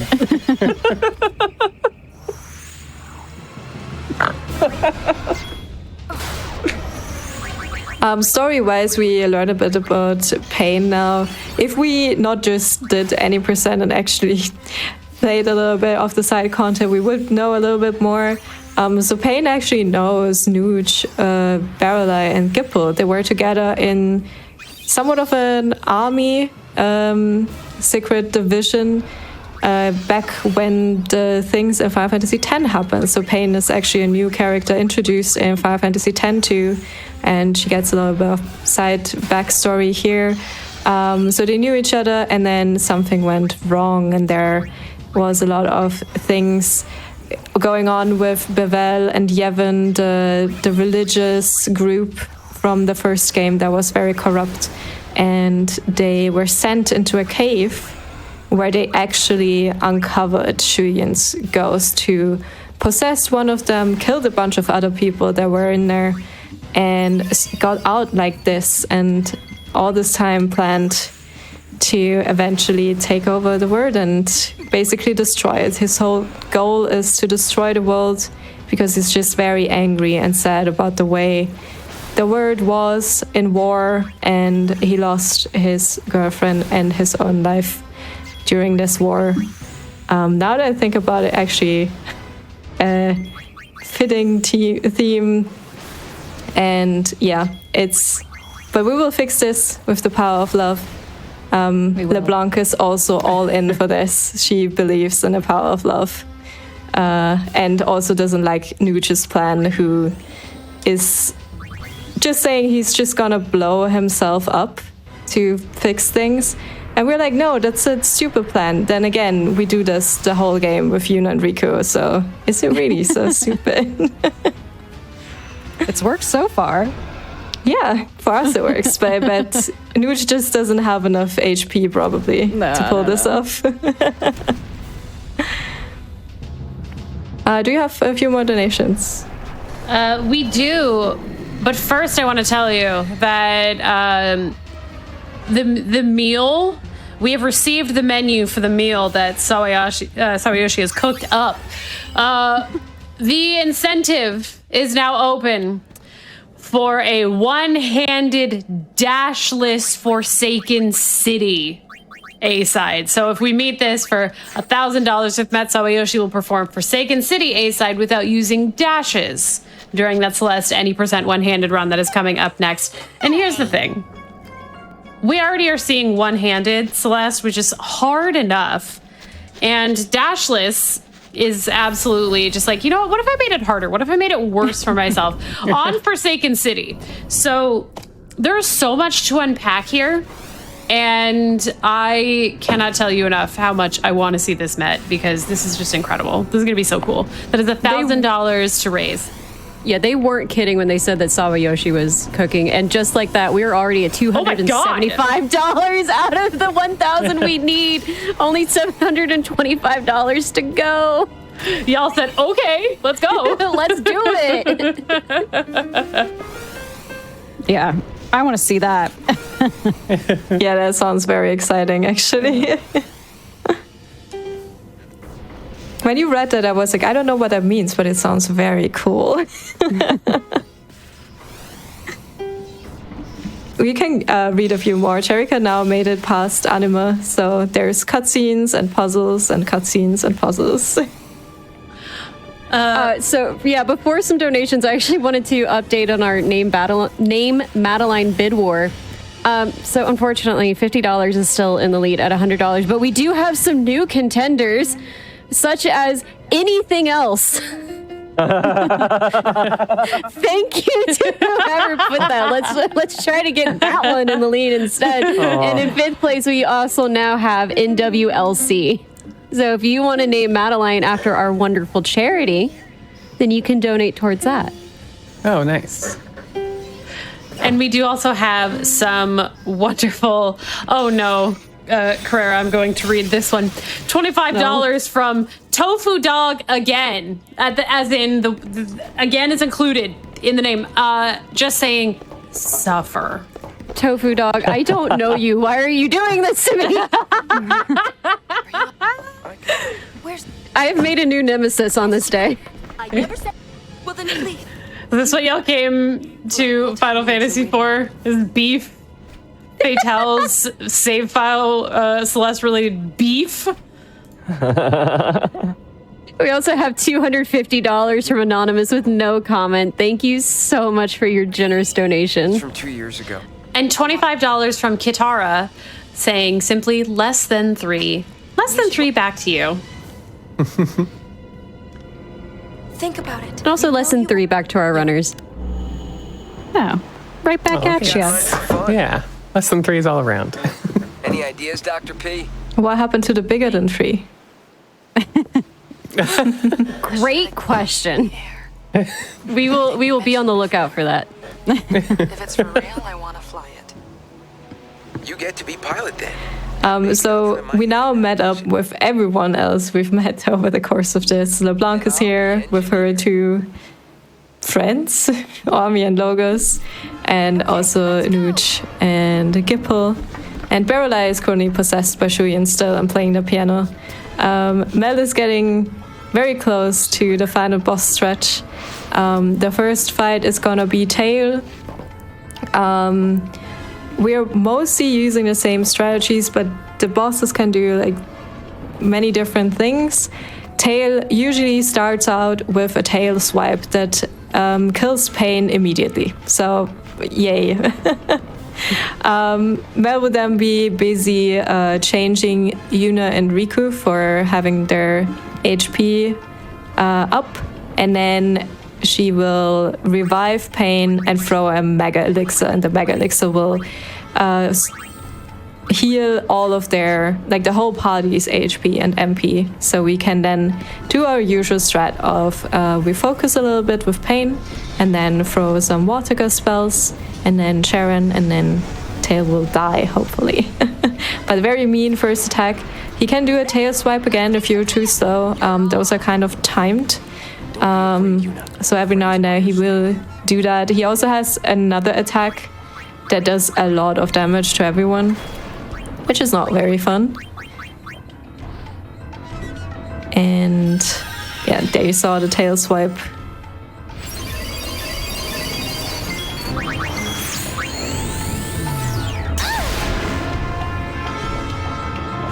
And then the full switch of everyone, and then we can keep going. I'm not sure if Mel already learned Firaga, might be.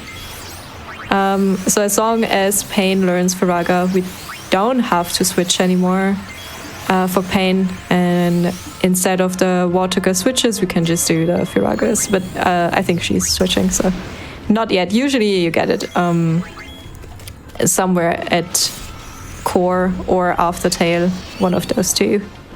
It depends a little bit on how much extra spells you threw at what point as well. As I said, you get AP for every action you take. The best is getting it after Anima. Yeah. But it also kind of means that you took a bit longer on fights beforehand. Oh yeah, because you basically did more actions from Pain. Yeah, exactly.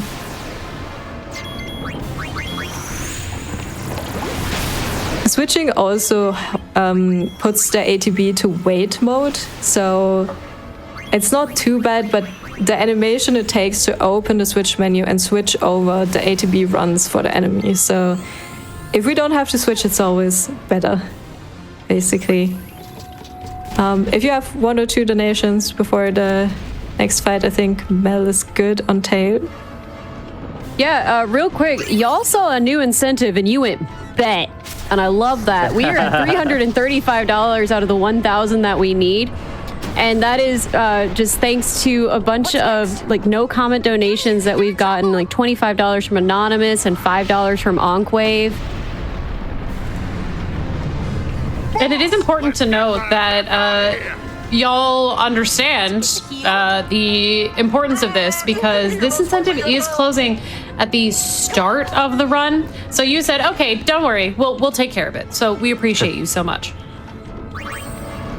But that start of the run is going to approach very quickly because as we have 3 incredible speedrunners live on our stage right now. And they're going to finish this game very fast. So let's go ahead and get that met ASAP. Yeah, cannot stress enough. We've got some peak gaming going on. This is absolutely incredible. And there is support coming in from you wonderful folks such as $25 coming in from Mellabella with no comment. Thank you so much. Thank you. And also $10 from Supreme Judicator. Good luck. Appreciate all the good you all do. Real quick, I'm gonna explain a bit about lag coming up on Mel's screen. Lag is a bit of a different fight. We put Pain to Warrior because we want the HP, we want her to survive. She has to do nothing else in this fight. 2 Charons from Yuna and Rico are enough. She also gets some equipment which will give her slow, shell, and some immunities. Shell will make it so she does take less magical damage because this thing can cast a lot of different spells. It's kind of random. Sometimes it heals. It can cast Stop or Stone, which would be bad. Pain is also here to fix that if Yuna or Riku get petrified with Remedy. And yeah, hopefully everything goes well. Just Charon and hope Pain doesn't get flared. Flare is the worst thing it can do. It does a lot of damage. It's one of the strongest spells in the game, which is also used for the any percent run where we use the creatures. Basically, the little flan is doing flare all the way through the run. But like went well. Next up is Core. There's again a little bit of a run-up, equipment change. Core has 2 little side legs that can do different things. In this next fight, Mel will use Pain, and either she has to switch and do Water Guy. I haven't seen if she learned Firaga yet, but anyway, she throws some spells onto one of the legs, the left one, so it doesn't attack. Because when it stomps down, it'll drain MP, and we really need Pain's MP, so we don't want that to happen.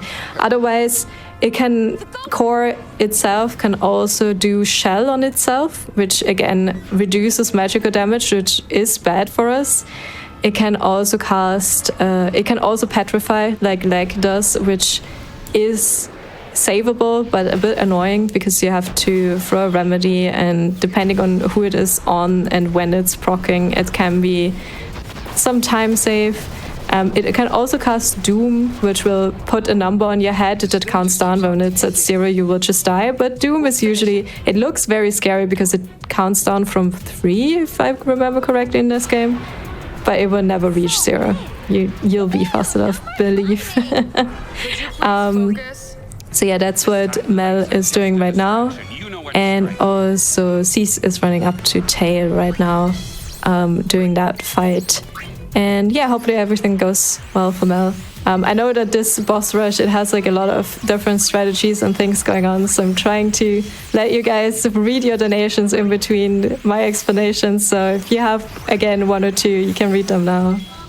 Well, I absolutely have news that we are over halfway to that Dashless Forsaken City. We have $415 remaining out of the 1,000. You are crushing it. Keep up the pace. Awesome. And that also puts us at 137,000 for National Women's Law Center. Shout out to everyone getting those donations in, such as Turkey12, who sent in $100. Love10 and 10-2. This has been a wonderful showcase. Appreciate the great commentary. Thank you for another great week, Fatals. Thank you so much. Mel was a bit unlucky there. Oh, I'm so sorry that that incentive just got what? Nice. Let's go, people. We blinked and number went way up. Oh my gosh. Y'all, thank you. I literally looked away for 1 second and there was just a boom. That's all it takes. That is all it takes. Thank you. Thank you for getting that met. That's awesome. That's so cool. Now you can focus your donations on making sure that $50 does not win the naming bid war for Madeline. Mel was actually a bit unlucky because, but it could have been worse. So I'm going to say that because it cast Shell on the leg and not itself. So it was a bit unlucky in the sense that there was an extra spell needed, but lucky in the sense that it didn't cast it on itself. And that was enough damage and core is done. So there will be a bit of a cutscene now. Meanwhile, we can watch C do tail and maybe even leg because the next cutscene is a bit longer. What's coming up for Mel is head. Head likewise also has 2 things on the side, but we have to kill both of them before we even can attack head. Also, as long as both of these horns he has are alive, they can do an attack together that does a lot of damage. So every now and then it will revive them. First off, we have to kill them both. Then we can attack the main body. But for safety, we can kill one of them again with a spell from Pain if it's early on reviving. It's different from runner to runner. Some leave it and throw one at the end or right away or just believe in the run and that nothing happens. Believe in Yuna. Yeah. Believe in tuna. You don't have too much MP to spare. You can spare 1 spell, but otherwise it's really tight on MP. And sometimes you kill one of them and it revives it a second later. It's pretty random like that, so hopefully everything goes good. Also, if you're too slow with this fight, he does a very, very strong attack that can wipe you. And if you die on this fight, you have to quit out. Because if you die on this fight, a cutscene will play showing the world being destroyed, and then the game puts an autosave right there. No. Bad ending. So good to know. If you don't quit out and load back in, you're just gonna see that cutscene where the world gets destroyed over and over again. That's so horrible. It's so messed up. All right, let's see if I died a leg. Oh my god, I died to legs so often. Leg will not get you today. Not today, leg. Not today. Come on, leg. Can't end like this. I'm getting ticked off. Come, Vegnagun. Let us purge this rip. So is he on Mel's side now? Again, Mel learned Firaga in the last fight, so now no switches for Pain are necessary anymore. She's gonna kill the left horn, which is called the right horn because it's the Vegnagun's right, but our left. There's a big scary attack. It did it although the horn was already dead. I mentioned this way before that can happen. It's very annoying. And now focus with Pain again to get the magic damage up, kill the other one, and then hopefully kill the rest and Charon at the end. And meanwhile, CCC is looking good on leg. No flare, please. This is fine. This is fine. You can die here. You can literally die after you have beaten the boss. It's so toxic. But everything worked out. So cool. Also, Jerika is on lag right now. But something went wrong there, I think. I don't know what happened there.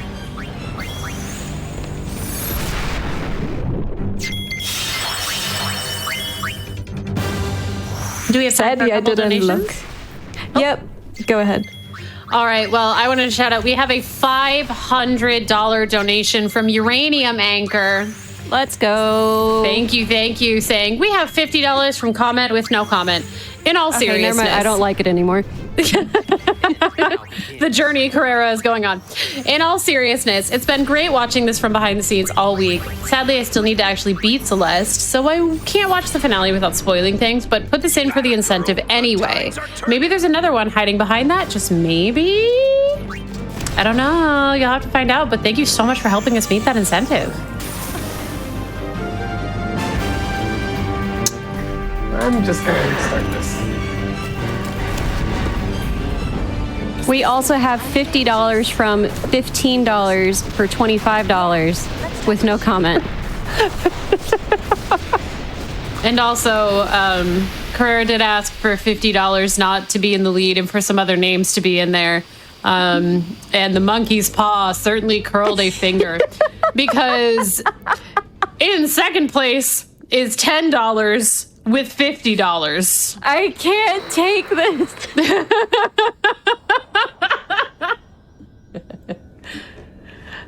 I appreciate your sacrifice in this trying time, Carrera.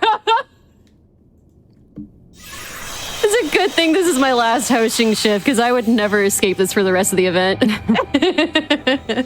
You'd have a lot of fun bid wars. Yeah. We also have $50 from hungry customer saying, one ticket to the Celeste buffet, please. Well, now I'm hungry. I gotta get in line. Hang on. What are they serving? Strawberries. Oh, you're so right.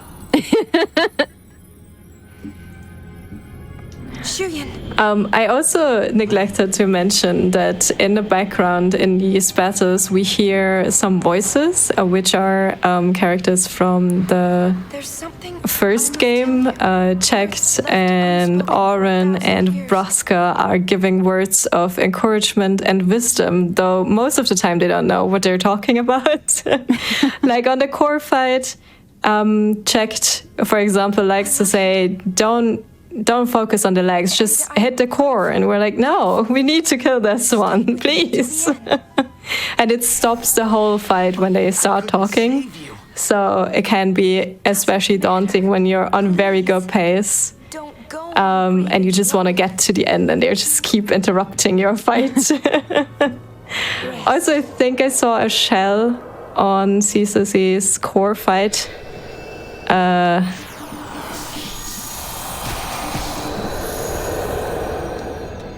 Yep, which is a bit scary.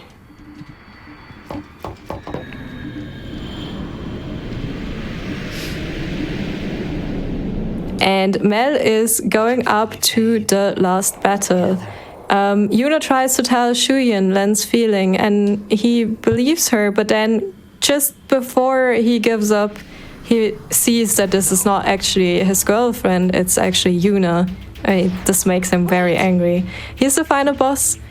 He's very quick. He has some nasty attacks. Mel said she's going for the YOLO strat, which means Shuyin has an attack that will kill Pain.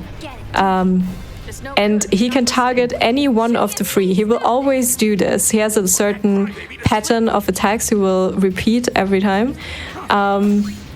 And Mel's not gonna check who this is on. She's just gonna believe that it's not Pain. So first of all, she's gonna switch Yuna and Riku again for the extra damage and the max HP up. And Pain is gonna throw 4 Firagas. I believe probably while they're already running at Shuyin. Yep, and there goes the Charon proc, and Shuyin readies up to attack one of them, and we just hope it's not Pain. We have a 1 in 3 chance for it to be Pain, but I think it's Riku. Yep, and YOLO's threat worked out. Do not do this at home. This is very scary and dangerous. Time is coming up once the second girl hits, and the damage number is displayed on Shuyin with the Charon. I think there is some Firaga still, but... One more Firaga, yeah. Yeah. So it's actually on the Firaga hit. Sorry. Now he's dead. That's time. Yay. GG, Mel. GG. Great job, Mel. Okay, I'm gonna reset that. Not sure what happened there. Don't try to tell me you understand. I think core had shell on it, so you did half damage with pain. Nice. So you'd have to like throw something that heals MP and do a bit more or something like that. That makes sense. To fix it, yeah. You have to basically make double the double the water gus on it. When? Can It's I very give you unlucky. a quick update on our naming bid war? Yes. We got $150 from $2. They said don't let $50 win, so that put $10 in the lead with $200. $50 is close behind at $125, and someone in our Discord said that this is giving Who's on First vibes, and I have to agree. I am very confused.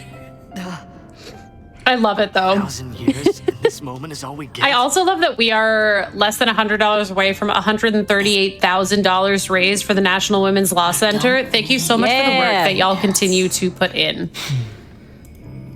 Just knowing how you feel is enough. So CCC having to reset actually puts Jerikandra in a position where they can catch up.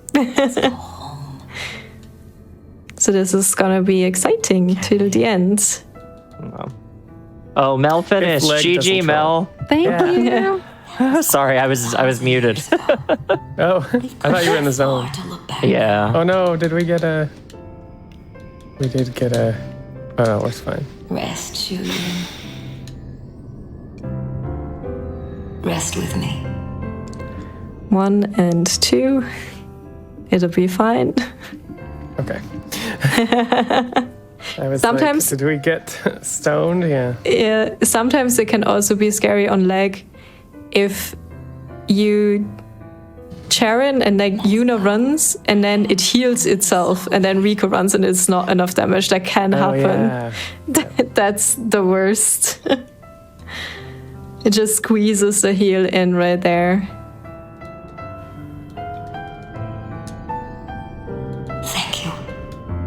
So hopefully CCC's core fight goes better this time and we don't see a shell on core. Shell on core is honestly the worst thing and also reason why we kill the left leg so that doesn't happen anymore. But it can squeeze it in before. So yeah, just hope it doesn't happen.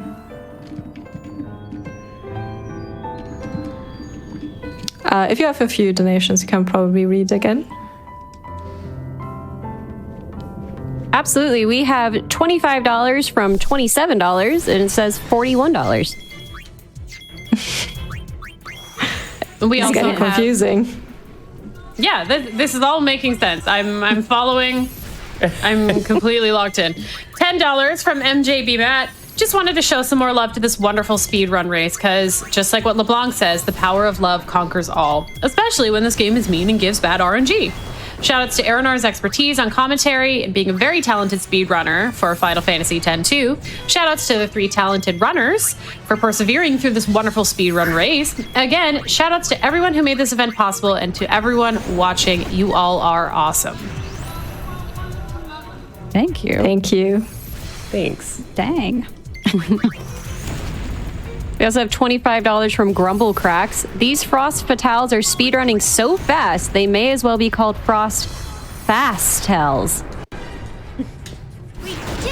And $100 from Anonymous simply saying, y'all are warming my heart during some tough times. Thank you so much. Thank you.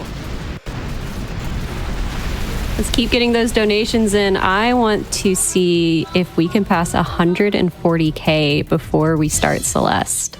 Yes, please make it happen.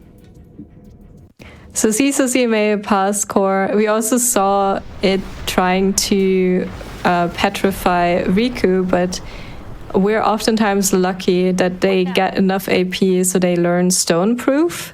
So it doesn't affect Riku. It affects Yuna because she has a little bit less AP because she does all the exploding herself kills at chapter 3. But Riku usually has stone proof, so that helps. And I believe for Jerikandra, it's also going well on core. All of Spira is finished. Time to fight Barreleye and his evil piano. Finished indeed.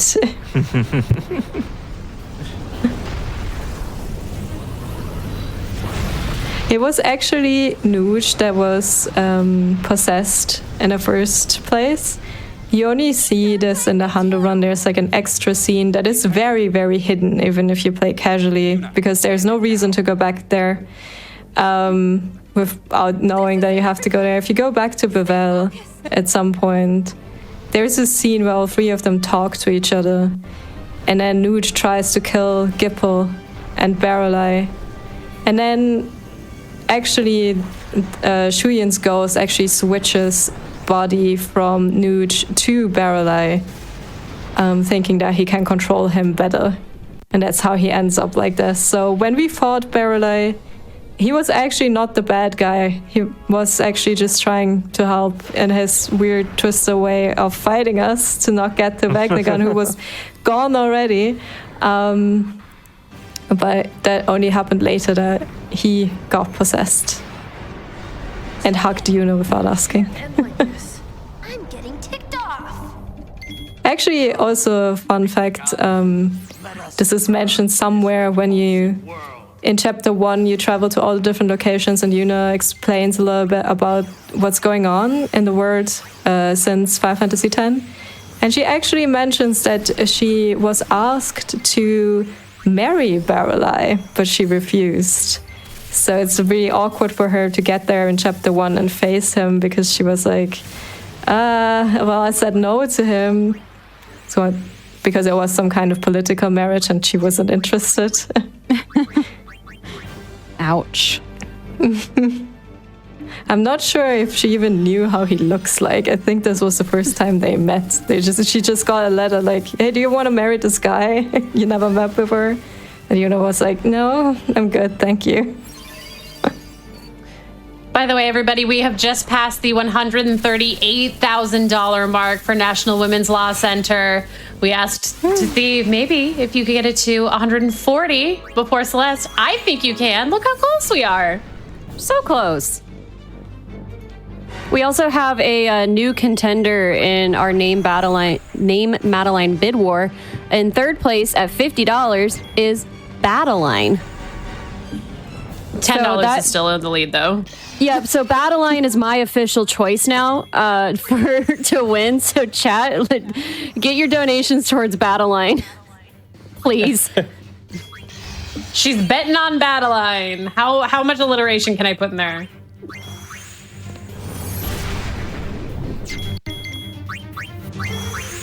So both runners passed core and are now doing head.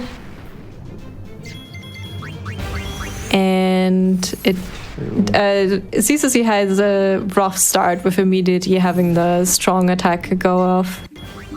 But as long as it's not happening too often, it'll be fine. And Jerikandra also starting the fight. And just as a reminder, after this one is the last one, and so we're close to the end.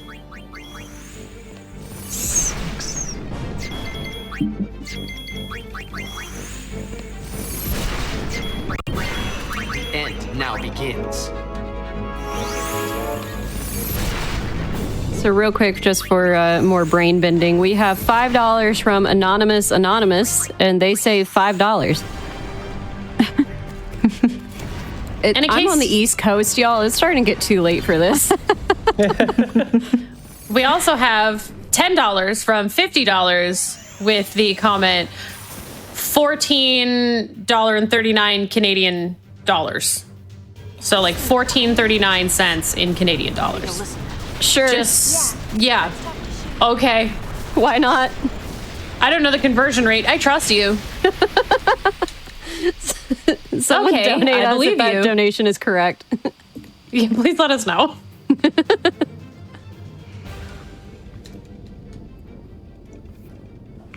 So I believe Cecil is now watching the final cutscene. This is quite a long cutscene. Jericho is still fighting ahead, but catching up. I don't hope for Cecil that anything goes wrong on Shuyin. But you never know. Like we said before, the run is over when it's over. Like sometimes Shuyin can be really mean. If he focuses Pain, even if you don't do the YOLO strat, you have to revive her and get everything set up again, and it can be tough. Who knows? Maybe the game will crash one more time. Hopefully not. Tulip sure hopes so. Don't say that. Poor Tulip. If you have like 1 or 2 more donations now. Yeah, sure thing. So we've still been getting a lot of really great donations with no comments, and I just want to shout those out. So $50 from Mnemonic and also $50 from Zaz. No comments on either of those. Thank you so much for your generosity. I love you. Genji sends in $25 and simply says, video games are neat. Less than 3. Yeah. Yeah, I agree. Yeah, video games. Y'all heard about these things? I couldn't save you. I've enjoyed a video game or two in my time. What? Is that what we're doing? Oh, hey, a very positive update for our wonderful Carrera. Battleline has come into second place with $175. Let's go! This is the Y'all best may be news ever. saving you may be saving my best friend on Earth right now. That is due to $100 coming from Dataline, who says Battleline sounds Rataline. Thank you so much, Dataline. Now she won't be Sataline. Oh, no. Oh, no. That's going to make me Madeline. Wait, that's a regular name. Woof. Oh, no. Are not Len. Yeah, Cecil is starting the last fight now. In Let's go, just a few Cease. seconds. Come on, Cease, you got this. Just not pain. Everybody chant not pain.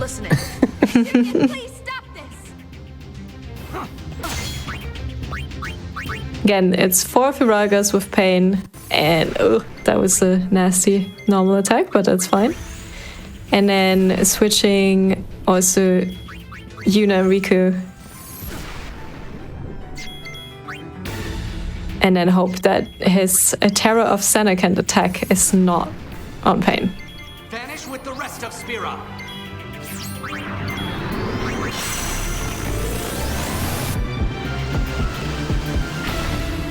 Ooh, but he got off before the switch.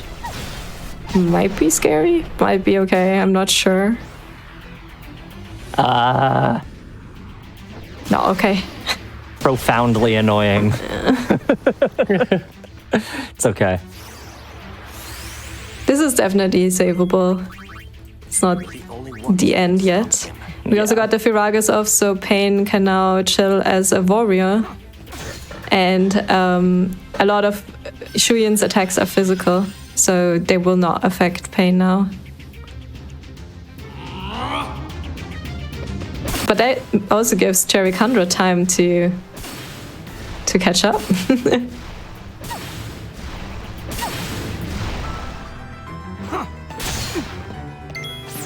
So hopefully hit and run doesn't hit Riku too much. Yeah, okay, that's good.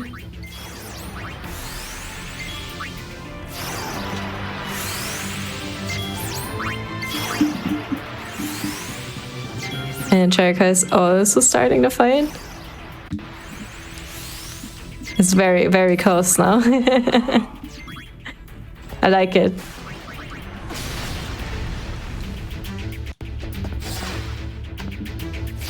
Spiral Cut on Yuna is good. Because I believe Spiral Cut is magical damage. If I'm not wrong. So I would have hit Pain. And the Sharon is proccing and it should be fine. And no Terror of Xenakant on any Pain today. It's time on Cease. All right. It's GG. time on me. Thank you. GG. GG. GG. You got him. You got that Shuyin. And now it's time for Jerika to get him. I see no problems. This will work out. Get him, Jerika.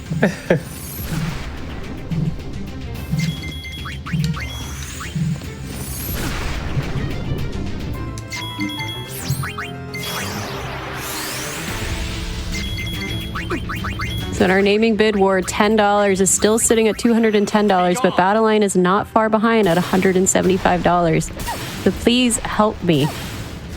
Help me by donating towards Battle Line. That was like a genuine from the soul appeal into the microphone. She's bearing her soul for all of you. And that's also time on Jericho. Let's go. Let's go. GG. We survived. Fantastic race. That was so much fun. I guess that estimate was not so far off after all. This friggin' speed run, dude. Thanks for the GGs, y'all. Yeah, thanks everybody. Hey, I just want to real quick say, 5 years ago, I watched a Games Done Quick event where they were doing an FF9 speedrun, and I was like, huh, that looks cool. Maybe I'll try that. And now here I am doing it myself. And if there's anybody watching right now who saw this or any other run in this marathon and were like, hey, this has looked pretty cool, maybe I'll give that a try. Just do it. Just do it. You can do it. I'm not anyone special. I'm just some person, so you can do it too. Jerika did it, Mel did it, Earinor did it, we all did it. And women are great and powerful. Thanks for having us. Great speech. I love that. Hi there. Thanks, everybody. Yeah, thanks so much. 1,000 years and this